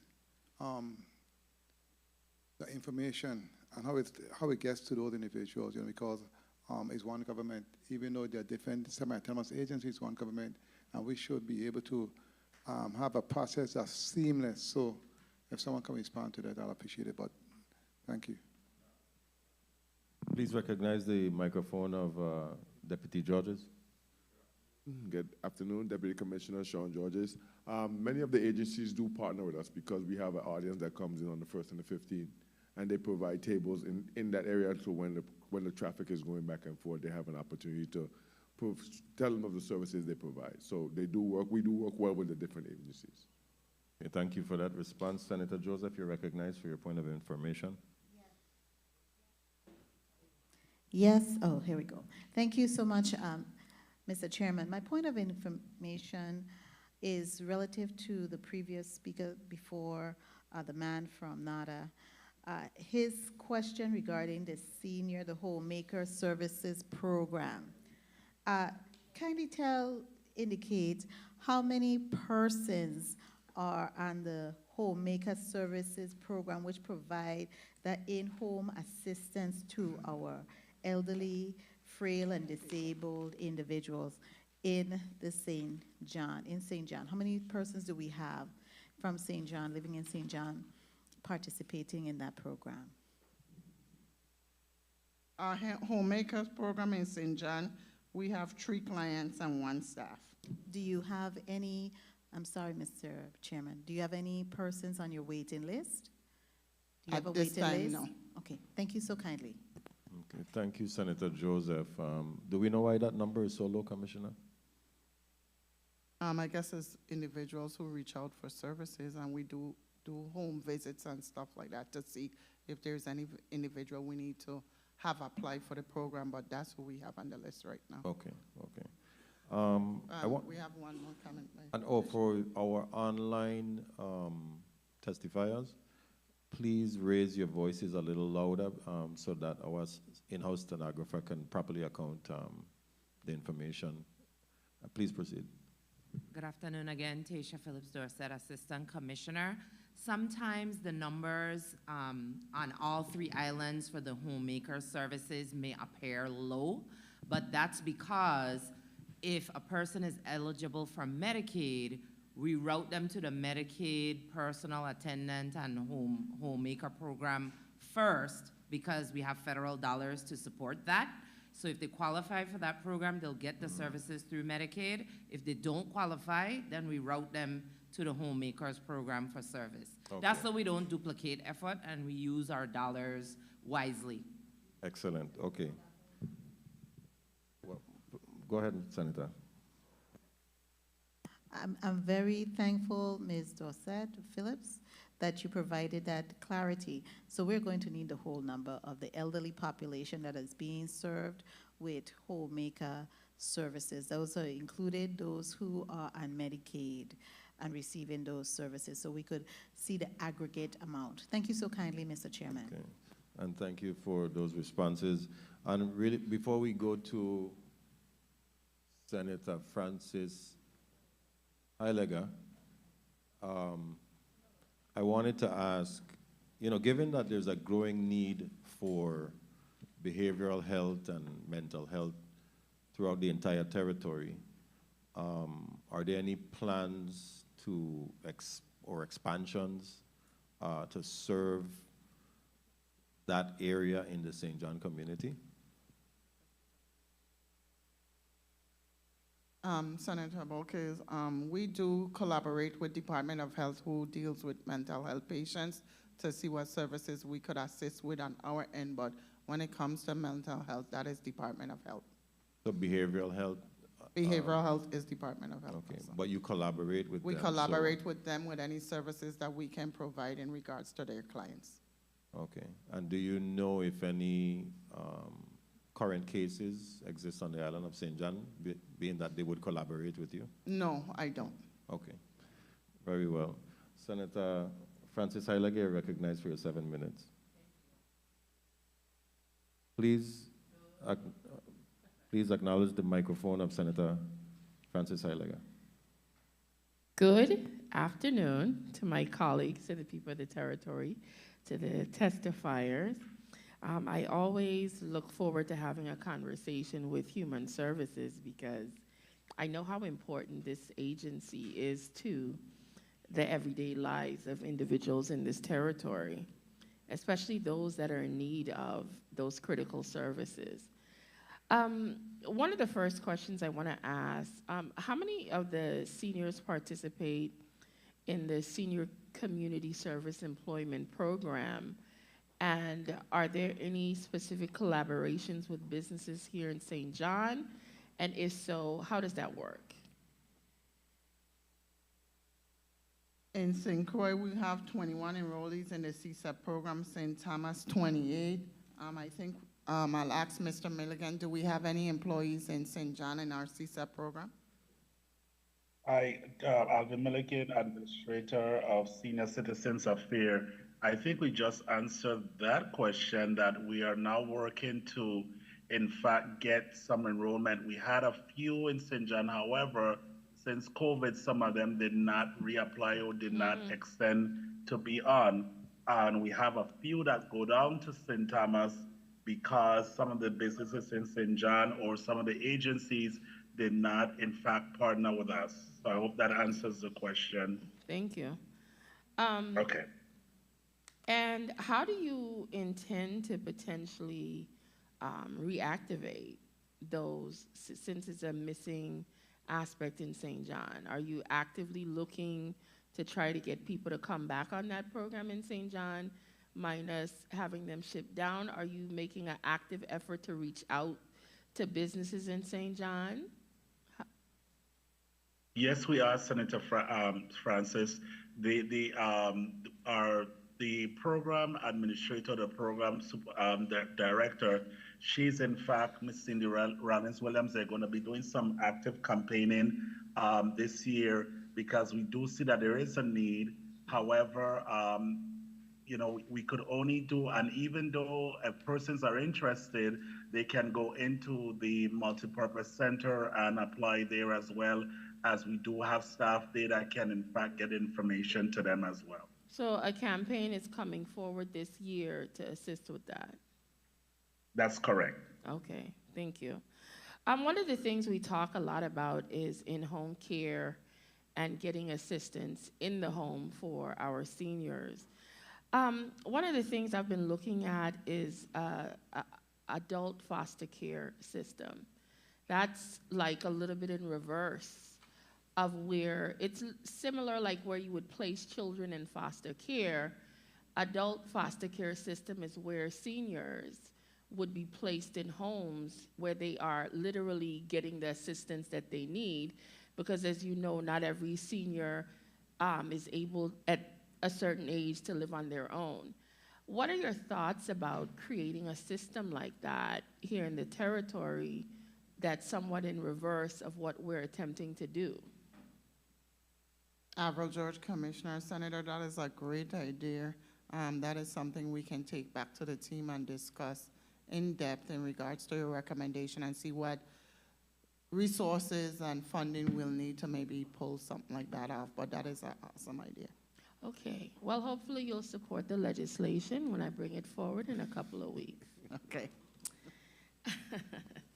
I also wanted to speak to you about some of the projects. Have you guys been, not even programs, have you guys been experiencing any issues or concerns, as you know, nationally with the federal freezing of, has anything trickled down to you guys as yet, or all your programs that are federally funded, is everything still on track so far? Senator Avril George, Commissioner, we have not had no delayed or stoppage in our programs or funding on DHS here in the territory. I am happy to hear that. I know a lot of us are worried, but I'm happy to hear that nothing is affecting us as yet. One of the things you touched on had to do with the relocation of transient to their original home.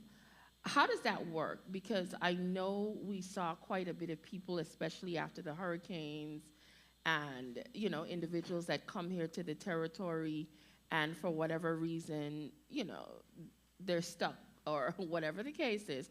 How does that work, and how does your department intervene in trying to assist them to get back home?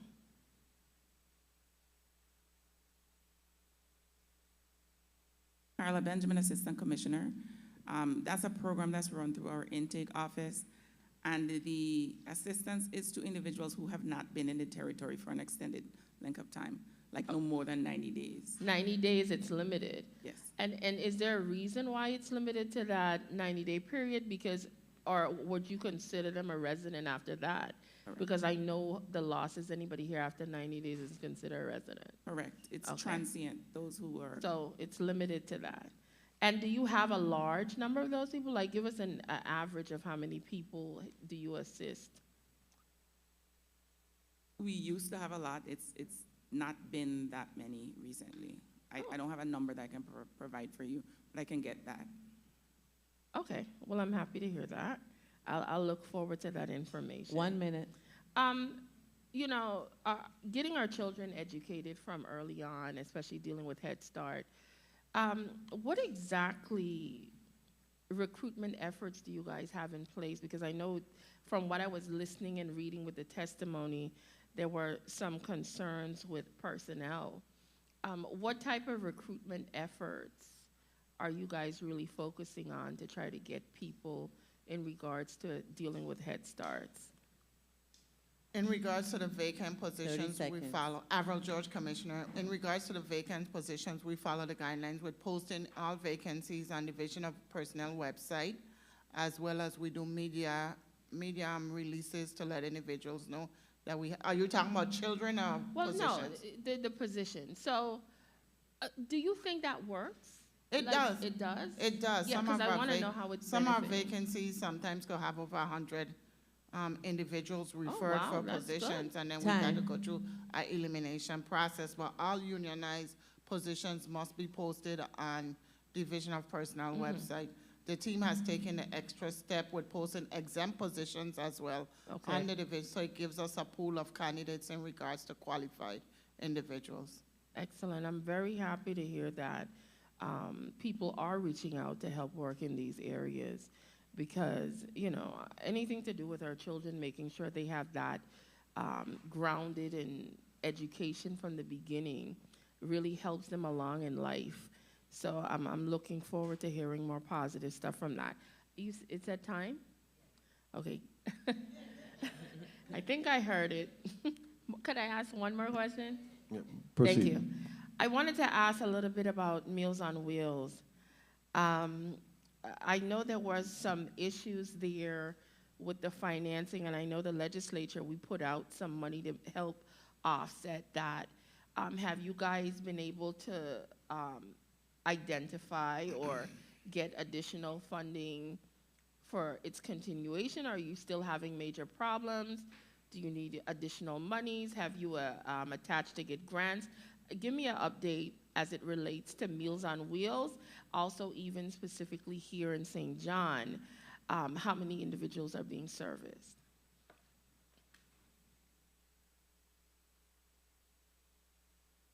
For our Meals on Wheels program, we have, oh,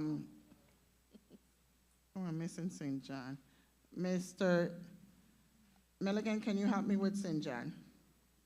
I think we have 37 regular and 13 congregate at the Adrian Senior Center in regards to a nutrition program, Meals on Wheels. And That's St. correct. John. St. John, so roughly 37 and what? 37 regular and 13 congregate. That goes to Adrian Senior Center for Meals. Okay. And go ahead with the outline of what's happening with the program and finances, et cetera. Mr. Milligan, I'll turn that over to you.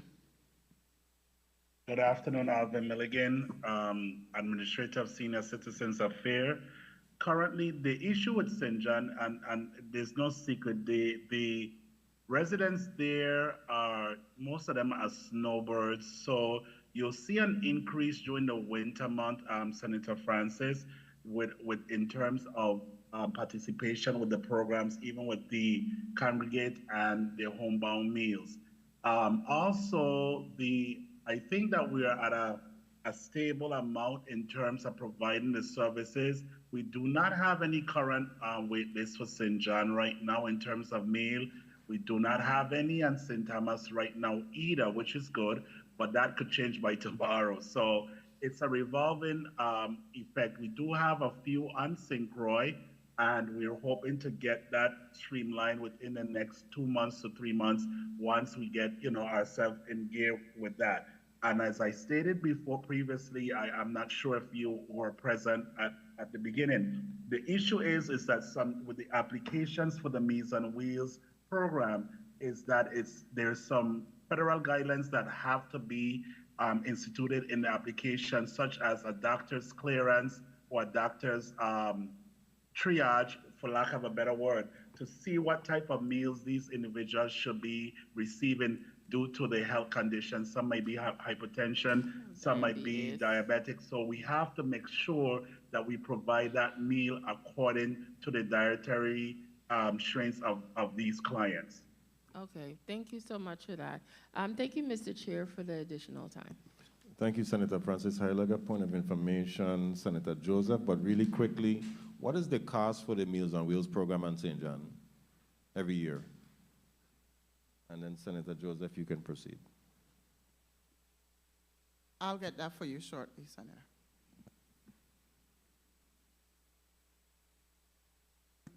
Thank you so much, Mr. Chairman. For my point of information, I wanted to I noted in your testimonies, Commissioner George, that you stated that you provide 7 days a week Meals on Wheels in St. John, but sometimes you provide 5 days and 7 days in St. Thomas. I wanted to get what is your determining factor to provide Meals on Wheels to your clients 5 days opposed to those 7 days? Commissioner Avril George, sometimes it's according to if it has holidays within that week, we cut it back, or sometimes some of our clients have weekend meal runs and some don't. We have people that need 7 days a week, and we have people that their family provide meals for them on the weekend, so we only do 5 meals. Okay, so you do that internal assessment. That's an internal assessment, and Senator. It's based on the need. It's based on the need. Okay, thank you so kindly. You're welcome. Thank you, Senator Joseph. So we've basically went through the first round, and we're gonna do a quick 2-minute fire round here. And 3? No, 2. 2 minutes, 2 minutes. Senator, before you move to the Yes. 2-minute round, I have a response for Senator Joseph in regards to a question on total home care services. It's a total of 184 clients. St. John? St. John. It's a total wide. 184 clients, 75 are PCA Medicaid clients, and 109 are homemakers. I will ask them to segregate it so we can get the St. John amount for you. They provided the total amount. And yes. So I wanted to start off before Senator Blyden asks his questions. The cruise bay. I heard something online. Can we switch over to the St. Croix district? I think I heard something. I'm not sure if it was, no, okay, maybe it was someone online. I apologize. So the Cruise Bay Multi-Purpose Center, I know that we have all of the services that you're offering for the island of St. John are coming out of that building, you know, on a varied schedule, certain days for certain specific services.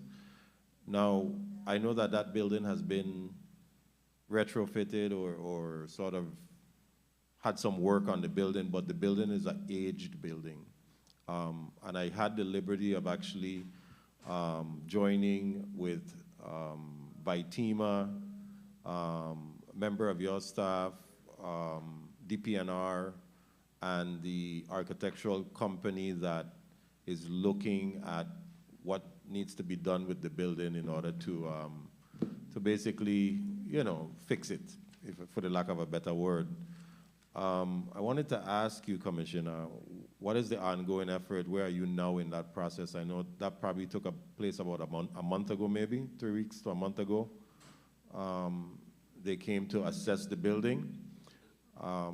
If you don't have that information now, you can go ahead and provide it to me after Senator Blyden asks his questions. Okay, I'll have it answered by, AC Dorset can answer one part, and then we'll have DC Georges when he return to answer, since that's part of Very well, process. very well. Please proceed. Good afternoon, Tasha Phillips Dorset, Assistant Commissioner. Some of the cosmetic and infrastructure items need to still be addressed at the multi-purpose. That includes the flooring, because there are a lot of issues with the linoleum tiles, and I guess the surface that the tiles sit upon, and also the roof. We have some issues with the rain and water, Yes. but I'll defer to DC Georges now that he's back. Yes, and DC Georges, being that you were away, I'm inquiring about the St. John Multipurpose Center and the effort to retrofit or fix the issues that exist in that building, because it's an aged facility, and I know that there's some funding on the federal level that's been provided to the department, and I'm curious to know what the efforts are and when we can see those changes or modifications made. Sure, thank you. Sean Georges, Deputy Commissioner Operations. The good news is FEMA has approved the funding to help do the retrofit for the roof and several of the windows of the facility. That should take place shortly. I was explained by our FEMA liaison that we have a transition, they transition all of the Irma projects over to the Maria projects, and that's what kind of slowed down the process, but it has been approved. You should see something within the next 2 to 3 months, that process taking place, as well as us transitioning to our temporary center, which will be held outside in the parking area of our multipurpose center. So we won't have to go anywhere else for the services. It'll still be provided when we do shut down the building for services. Yeah, and the monies have been obligated. Yes, they're just doing a little internal changing of the funding, but they approved our proposal, and everything should be moving forward. Okay, and I did have the liberty to partake in that. You were out of the room at the time of the chambers, to partake in that assessment with the architect, Vitima, DPNR, and I was able to take a peek at the plans and see, you know, potential plans that we're trying to modify that building. So I'm looking forward to seeing those changes so that we can sort of upgrade the facility. Again, it's an age facility, and we really need to bring it up to standard. As AC Dorset stated, it's not a full remodel from FEMA. Commissioner is working closely with the governor in terms of finding additional funds to complete the entire project. Okay, okay. Well, keep us posted on that as well. In the event that if we can assist in that endeavor, I'm sure my colleagues will have to deliberate and decide what to do. But I'm definitely in support of such. Commissioner? To respond to the question in regards to the cost of Meals on Wheels on St. John, for FY24, we paid $136,330 to St. Ursula's, who is the vendor on St. John. $136,330 for FY24 for Meals on Wheels in St. John to St. Ursula's, who is the vendor. Okay, thank you for that information. How long has St. Ursula's been the vendor? That's another question. I'll get that for you, Sean. Okay, that's fine, that's fine. I could respond. Mr. Milligan can Please state your Alvin name. Milligan, administrator. They've been there forever. We've tried to outbid, get other folks to bid on it. And St. Ursula is actually Episcopal Diocese of the Virgin Islands. So it's run by the Episcopal Church through the Cathedral and St. Thomas. But they've been there for quite some time. As long as I've known, that has been the only vendor, at least in the last 8 to 10 years. Okay, thank you for that information. Senator Blyden, your 2 minutes begins now. Thank you, Mr. Chair. Commissioner George, in your testimony you mentioned in terms of the state pharmaceutical assistance program, you said that basically there's a copay. What's the percentage of that copay for that program? Mr. Milligan, what's the copay for the pharmaceutical? I think it's $10, somewhere around $10, if I'm not mistaken. Roughly, it all depends, but the most you may see is like $10. Alvin Milligan, administrator, yes, it's about $10, and it varies according to the salary income level in districts too. I think St. Thomas is a little more in terms of they may be more at 10, whilst St. Croix is like 8 or 7, and St. John, of course, is about 9 right in there. But I could get the exact amount and get that back to you as well. Thank you so much for your response. Also, let me ask in respect to 1 minute. Office of Intake Emergency Services. You spoke to that agency being the first responders when it comes to child maltreatment and ensuring a 24/7 intervention is done when kids are abused or neglected or suspected in that instance. Now let me ask on the island of St. John in particular, because you see the services are rendered here. How do we assure that when it comes to these type of individuals, they are, what should I say, what the procedure, what the process when it comes to these type of situations to assure that it's being done and it's being done accurately and appropriately based on your policies and guidelines? What is the policy for those type of situations and the process?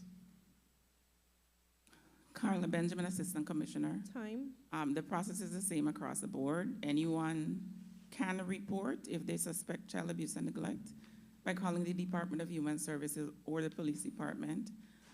If a child presents at any hospital or clinic and they appear to have been abused or neglected, they would get in touch with us. As I mentioned earlier, we did have a social worker who was living on St. John who was available to respond even after the ferry stopped running, but she has relocated.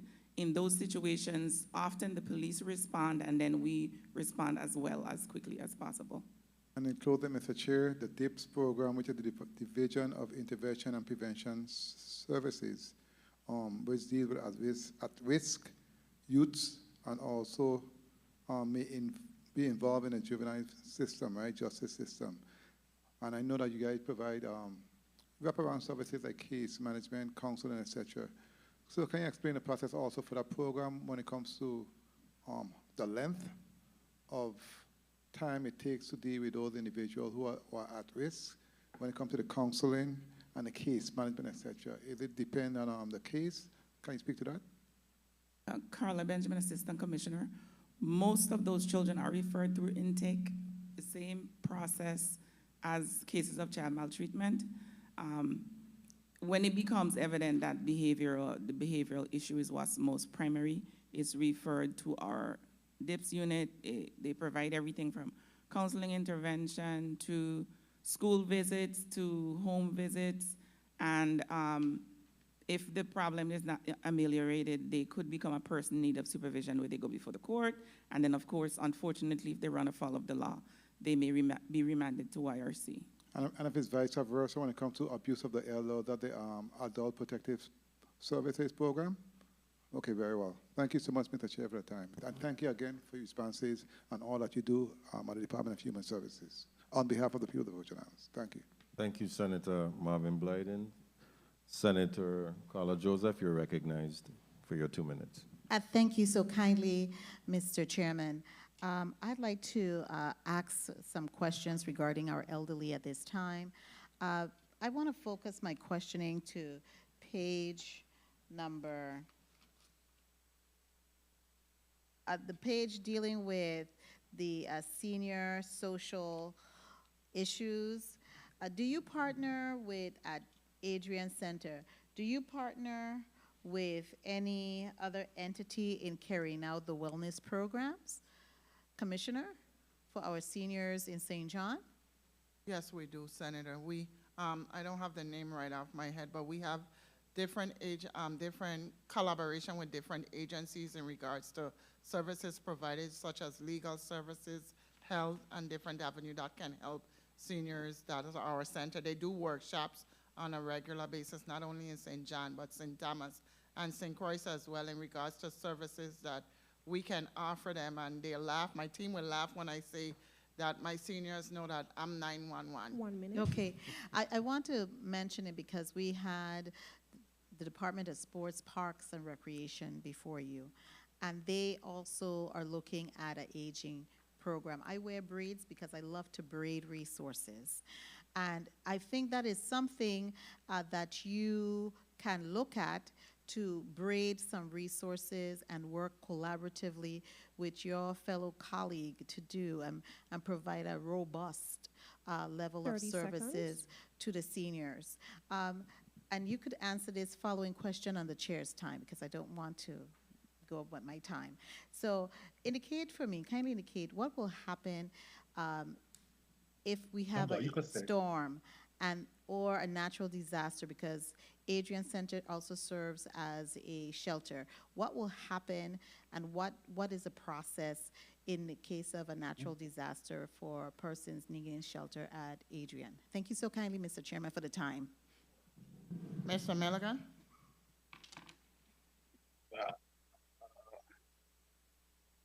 Yes, good afternoon, Alvin Milligan here. Miss Abigail Hendricks and St. Thomas, and while it may not be total responsibility because of the relationship and St. Thomas, she knows everybody. Between her and the administrator, Ms. Shakima Jones, they coordinate along with my team for those persons who would need to be sheltered there, and they would in fact run that as a shelter there in St. John. Well, Senator, will it be possible to call Ms. Abigail up, and maybe she can give you a more in-depth, because she practically runs St. John. Of course, of course. Exactly. And I also want to say that I'm very impressed with Senator Joseph. She's in rare form today. And she's, whenever the buzzer goes off, she's finished. It's very impressive. Very rare. Ms. Hendricks, good afternoon. How are you? Please recognize the microphone for Ms. Abigail Hendricks, please. Abigail Hendricks, Project Director, Adrian Senior Center, ESF 6 Coordinator on St. John, which means that in the disaster, I take charge of St. John. So sitting in the EOC, all the calls come in through the different various organizations, and we know who needs to be sheltered, and we take that opportunity to, we haven't been able to activate Adrian yet. Prior to it was a Sprout School, because Adrian actually is a full the partial rebuild from the storm. So we haven't gotten tested at Adrian yet. However, in the past, the people come through the shelter, so we know who needs to be sheltered. And we were able to actually successfully place everybody in homes, and different programs have helped us with that. The veterans were placed, the veterans assisted us with their veterans. We had extensive help from HUD, and then what we could do through the VI government, we were able to do. But Shakima and I and Vaitima, we collaborate. We could tell you right now, at this precise moment, who we would need to shelter and who wouldn't need to shelter. So that helps us a lot, because we have done a lot extensive work to, especially with the seniors, to ensure that we know the living conditions. And I would be remiss if I didn't mention Love City Strong. We were able to modify and strengthen and harden 48 homes for seniors and individuals with children. So as far as sheltering goes, we're pretty solid on St. John. We know exactly who needs to be sheltered and what their needs are. And Commissioner, and thank you for that, Ms. Hendricks. And Commissioner or Ms. Hendricks, I know I can't recall the act number, but this body passed a piece of legislation that would require the department to get the names of all of those seniors who may require assistance or need assistance during emergency situations. Testing.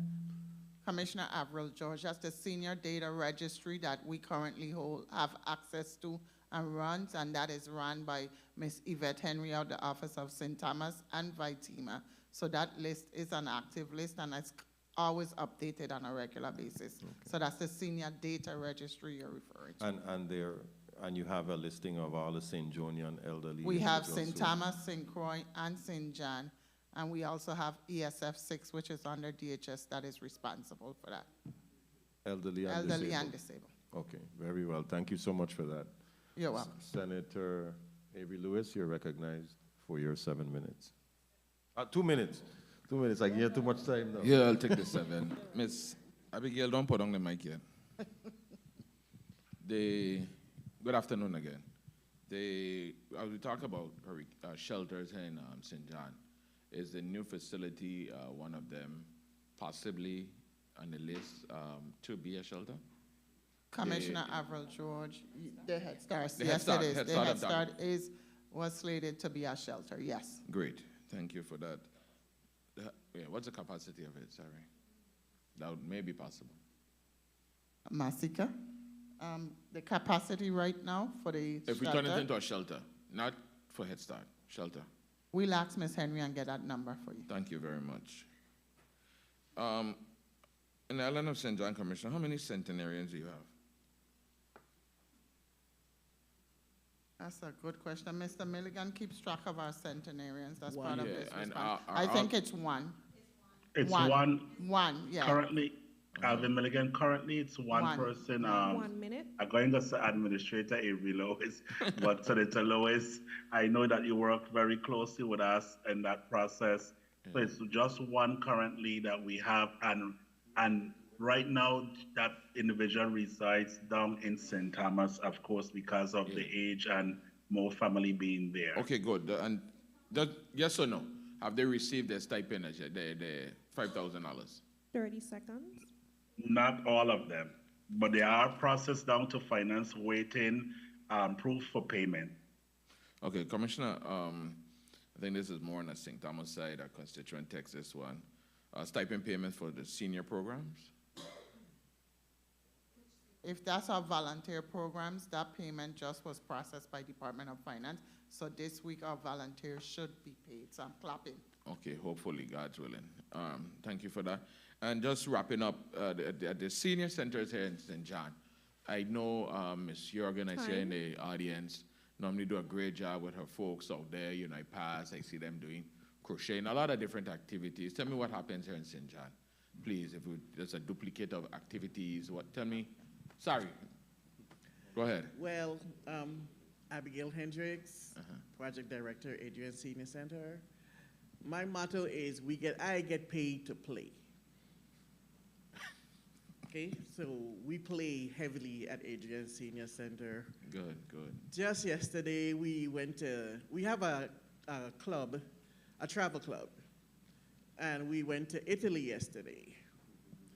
We did the national anthem, we saw the flag, we looked at various hot spots in Italy, and they were totally impressed with the beauty of Italy. And then we had Italian food to include tiramisu, spaghetti and meatballs, lasagna, gelato.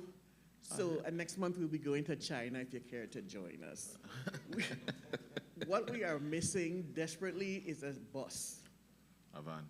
Yeah, because the buses at St. Thomas and St. Croix, our terrain doesn't suit the buses that we have now. So definitely we are in need of a bus. But I will definitely wait till the commissioner comes for her complete overview of the agency, yes, so we could delve in on that part. Okay, and then we do exercise. You know, we do in-house activities. We have people that come in to speak about mental health. We have people that come in and assist with arts and crafts. We sing, dance, and it's just a great place to be. Great. And that's excellent. Commissioner and the team, I thank you for your line of answers and comprehensive review of St. John and everything you do for St. John. I must say, you know, I like participating. I've tried every year when I was administrator to participate for Carnival. The best I could do to give. St. John, I know Administrator Jones Sprout tried her best. I really like how we treat our elders there. I just want to say kudos to you and the staff. I think at times some of the staff could do a little more, but I'm grateful for the service that we are providing to the territory. And I'm grateful to hear you say that you're starting this new campaign of public awareness and letting the community know about the different services you have out there. That was one of my bucket lists, and thank you. And y'all have a great day. Everybody get home safely. You'll be able to answer in the chair time, because I ran out a long time ago. But Commissioner Avril Judge, you stole shelter capacity for Coos Bay is 35 upstairs and 29 downstairs. Good. For the new Coos Bay facility. That's very good. And the building have a generator, right? Yes, it does, fully loaded. Thank you. You took away my thunder, because when you finish, I was going to say that I know our senior centers, and Ms. Shiwi's Jurgen will join me in saying that the seniors are dear to your heart, and in your previous role as administrator, we look forward to your donation. So now that you have turned senator, please don't forget us. And we still look forward to a donation. May month is coming up, and we have Carnival coming up. So please remember us. And I'll be tapping on my colleagues to assist me, so we all could be collaboratively Thank in you. sync. Appreciate all you have done. Thank you. And everyone get home safely. Thank you. Okay, so the good thing is with the new shelter facility, it's on the public line. So when the first place to energize is Coos Bay, and they are on that feeder. So even if we don't have generator capacity, we can still be able to power up, because when power comes on, we'll be number one. I would be very neglectful and ungrateful if I didn't commend this new team that we have. I mean, it's totally different being an employee of DHS, knowing that we serve the community and we deal with the people, which is very important. Commissioner and her staff has been diligent and just really interested from the heart to ensure that this department gets back on its feet, and I definitely have to say thank you. Thank you so much. It makes a big difference. I mean, at one point I was going home, I'm telling you. But it's such a tremendous difference, and it's glad to be a part of this new team. So when you have them, don't hit them up too hard and give them some money. And thank you, Mr. Chairman, for the flexibility and the overtime. Thank you. You're welcome, Senator Lewis. Thank you for that input, Ms. Hendricks, as well. And even before the hearing started for this second block, I told the commissioner I was very impressed, and I need you to borrow me your assistant commissioner from time to time, because she'll be helping me out. Which one? This one right over here, Assistant Benjamin. Yes. Before we go to Senator Alma Francis Heilegger, really quickly, being that we brought up transportation with the vehicle, Ms. Hendricks, is Dial-A-Ride still under, where is Dial-A-Ride? What's going on with Dial-A-Ride? It's not under Department of Human Services. Where is it? Where is Dial-A-Ride? That was a private. I don't think they're in existence. But they don't receive subsidy from? No, not true. Not no more. True. Not through the. Not anymore. Not anymore. Okay, so it used to be community foundation, but they don't receive services from us anymore. Okay. We have an issue here on St. John with the Dial-A-Ride, so I'll take that up with with some of the entities that I've been talking to. I assumed that was still under. I'm not sure. So we'll look into it. We'll look into it. So okay. Okay. Because I was just curious about, individuals with disabilities wanting to access DHS services, and if Dial-A-Ride would be the point of contact to get them to access those type of Vitran. Vitran Plus. We have Vitran Plus through Department of Public Works that assist us in that process. Okay, very well, thank you. Okay. Senator, before we go to you, Senator Francis Heilegger, I want to check the St. Croix chambers really quickly. Senator Bolkes, I believe too, I have the number, the staff, Alvin Milligan here, about the prescription program. I don't recall if it was Senator Francis or Senator Biden asked about the copay. Senator Blyden. Sure. So the copay is $6 across the board, but when you see it at 10, it's $6 per person. And if you have any additional medication, it's $1 per each medication moving forward. So you may see some people copay may be 10, some might be 7, some might be 8, but it all depends. But the initial copay is $6 and then $1 for each medication moving forward. Okay, thank you. Thank you for that clarity. Senator Alma Francis Heilegger, you're recognized for your 2 minutes. Thank you. Good afternoon once again to the testifiers, staff, my colleagues, the people of St. John. I want to ask about the senior registry. Is that under Human Services? Yes, if I recall correctly? Yes, okay. Have you seen, what are the benefits have you seen from that registry, if any, as well as how many individuals have participated or signed up or you've accounted for that registry specifically on St. John? We're going to send to get the numbers from Ms. Yvette Henry, but the benefits of the senior registry, especially through a disaster time, we're able to call every single person on that registry to see who needs to be moved to a shelter, to make sure they're safe, to see their needs. And we also use that registry as wellness checks. I've asked the team to start to do wellness checks in regards to our seniors, even if we just call to see if they're okay.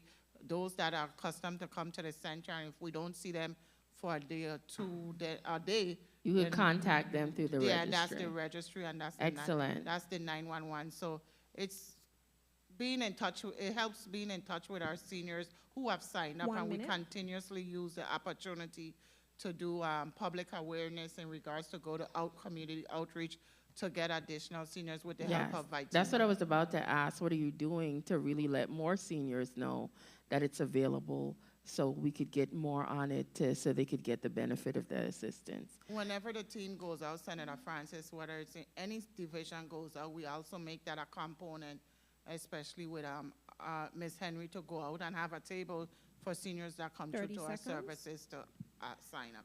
The other question I want to ask you, and this is in general of the department, on a scale of 1 to 10, where exactly would you put the department in regards to providing the necessary services? And where would you like to see improvement in the department, whether it's through financial assistance, services, et cetera? What are those key areas you would like to see improved within the department, and where would you put yourself currently on a scale of 1 to 10, with 10 being the best, 1 being the least? My team is laughing. I graded myself the other day, and I gave myself an F. The reason I gave myself an F is because as leaders, we come into these positions with all these goals, short-term, long-term goals, and until we put our foot in and see what needs to be done, we can't get out of that fire. This team is constantly out in fires. This is not for the weak. No. So there's tools and resource needed, there's staffing needed. I need to get my team out of the facilities they're in into better facilities in which we're working on doing our projects, but we're seeing the light. Okay. And I'm optimistic that when I first took this position, many of you here told me this is gonna take years to fix. And I laughed, I said years, but you're actually seeing that this is a work in progress. And with the team we have and continue to build, I'm optimistic that we can make the changes needed. Well, I like optimism. And, you know, for just to wrap up, I find a lot of times, as you say, people take on these positions and they have the impression that I'm going to go in and do this, that. And then when they see the reality of it, sometimes people get discouraged. But I like the attitude you're putting forward here, that you're willing to dig your heels in and really figure out what is needed and really assist the people of the territory. So I appreciate that. Thank you, Mr. Chair, for the additional time. And before we go to a point of information from Senator Joseph, I want to say, Commissioner, I admire your humility because your department, the footprint of your department is a very broad footprint. You're dealing with the cradle to the final resting place. And today's discussion is only St. John. And we had a very thorough report on that. And that doesn't even cover all of the other services that you also provide for our territory and our communities. So, you know, this is a very big department, which you've already expressed, and you have a great team with you, and continue to do the work. You all are doing an excellent job. Ms.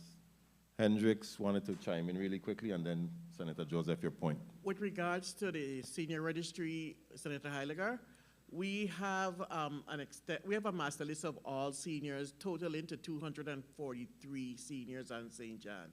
However, some of them are not listed in the senior registry, but we do have access to them, and we have already started doing our wellness checks because September is right here. Thank you. Senator Joseph? Yes, thank you so much, Mr. Chairman. And my point of information is along the senior registry line. Kindly indicate to us, what age do you need to be to register for the senior registry? 55. 55. Oh, really? And this, one follow-up, and this is applicable to anyone? Yes, it is. I will be doing that soon.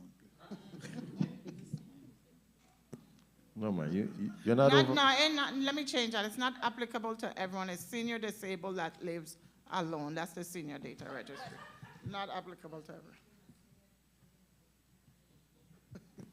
Thank you for the clarification, Commissioner. I think we've had a very thorough discussion today. I think we were able to touch on many of the concerns that we've had on this side, and you were able to answer them. Thank you for your very thorough testimony and for bringing your entire team with you in person and online. I want to thank you all for taking the time out and coming to Love City, St. John, the big small island. And I say that because we pay most of the GDP. Me care what nobody say. So we're going to do a wrap-up, Commissioner. I'll give you 1 minute to wrap up, and I want to thank you again and your team, so please proceed. On behalf of myself and my senior leadership team, I'd like to first start by thanking all the employees territory-wide at the Department of Human Services for the work that they continue to do to serve the people of this community. We sometimes get beat up and sometimes we get praised. We can't win it all, but day in, day out, we're here to serve the community. I'd like to thank Governor Bryan and the entire Government House team for their continued support and assistance in providing us the resources needed to do what we need to do, and to thank you, Senator Bolkes, for inviting us, and the senators for your line of questions. I hope we did you justice in providing the answers you need, and we're accessible if you have any further questions after this hearing. But just thank you for allowing us to do this, and to my team, like we always say, DHS on the rise. All right. Thank you so much. Well, I want to also thank my staff for putting everything together for this hearing today. Well done.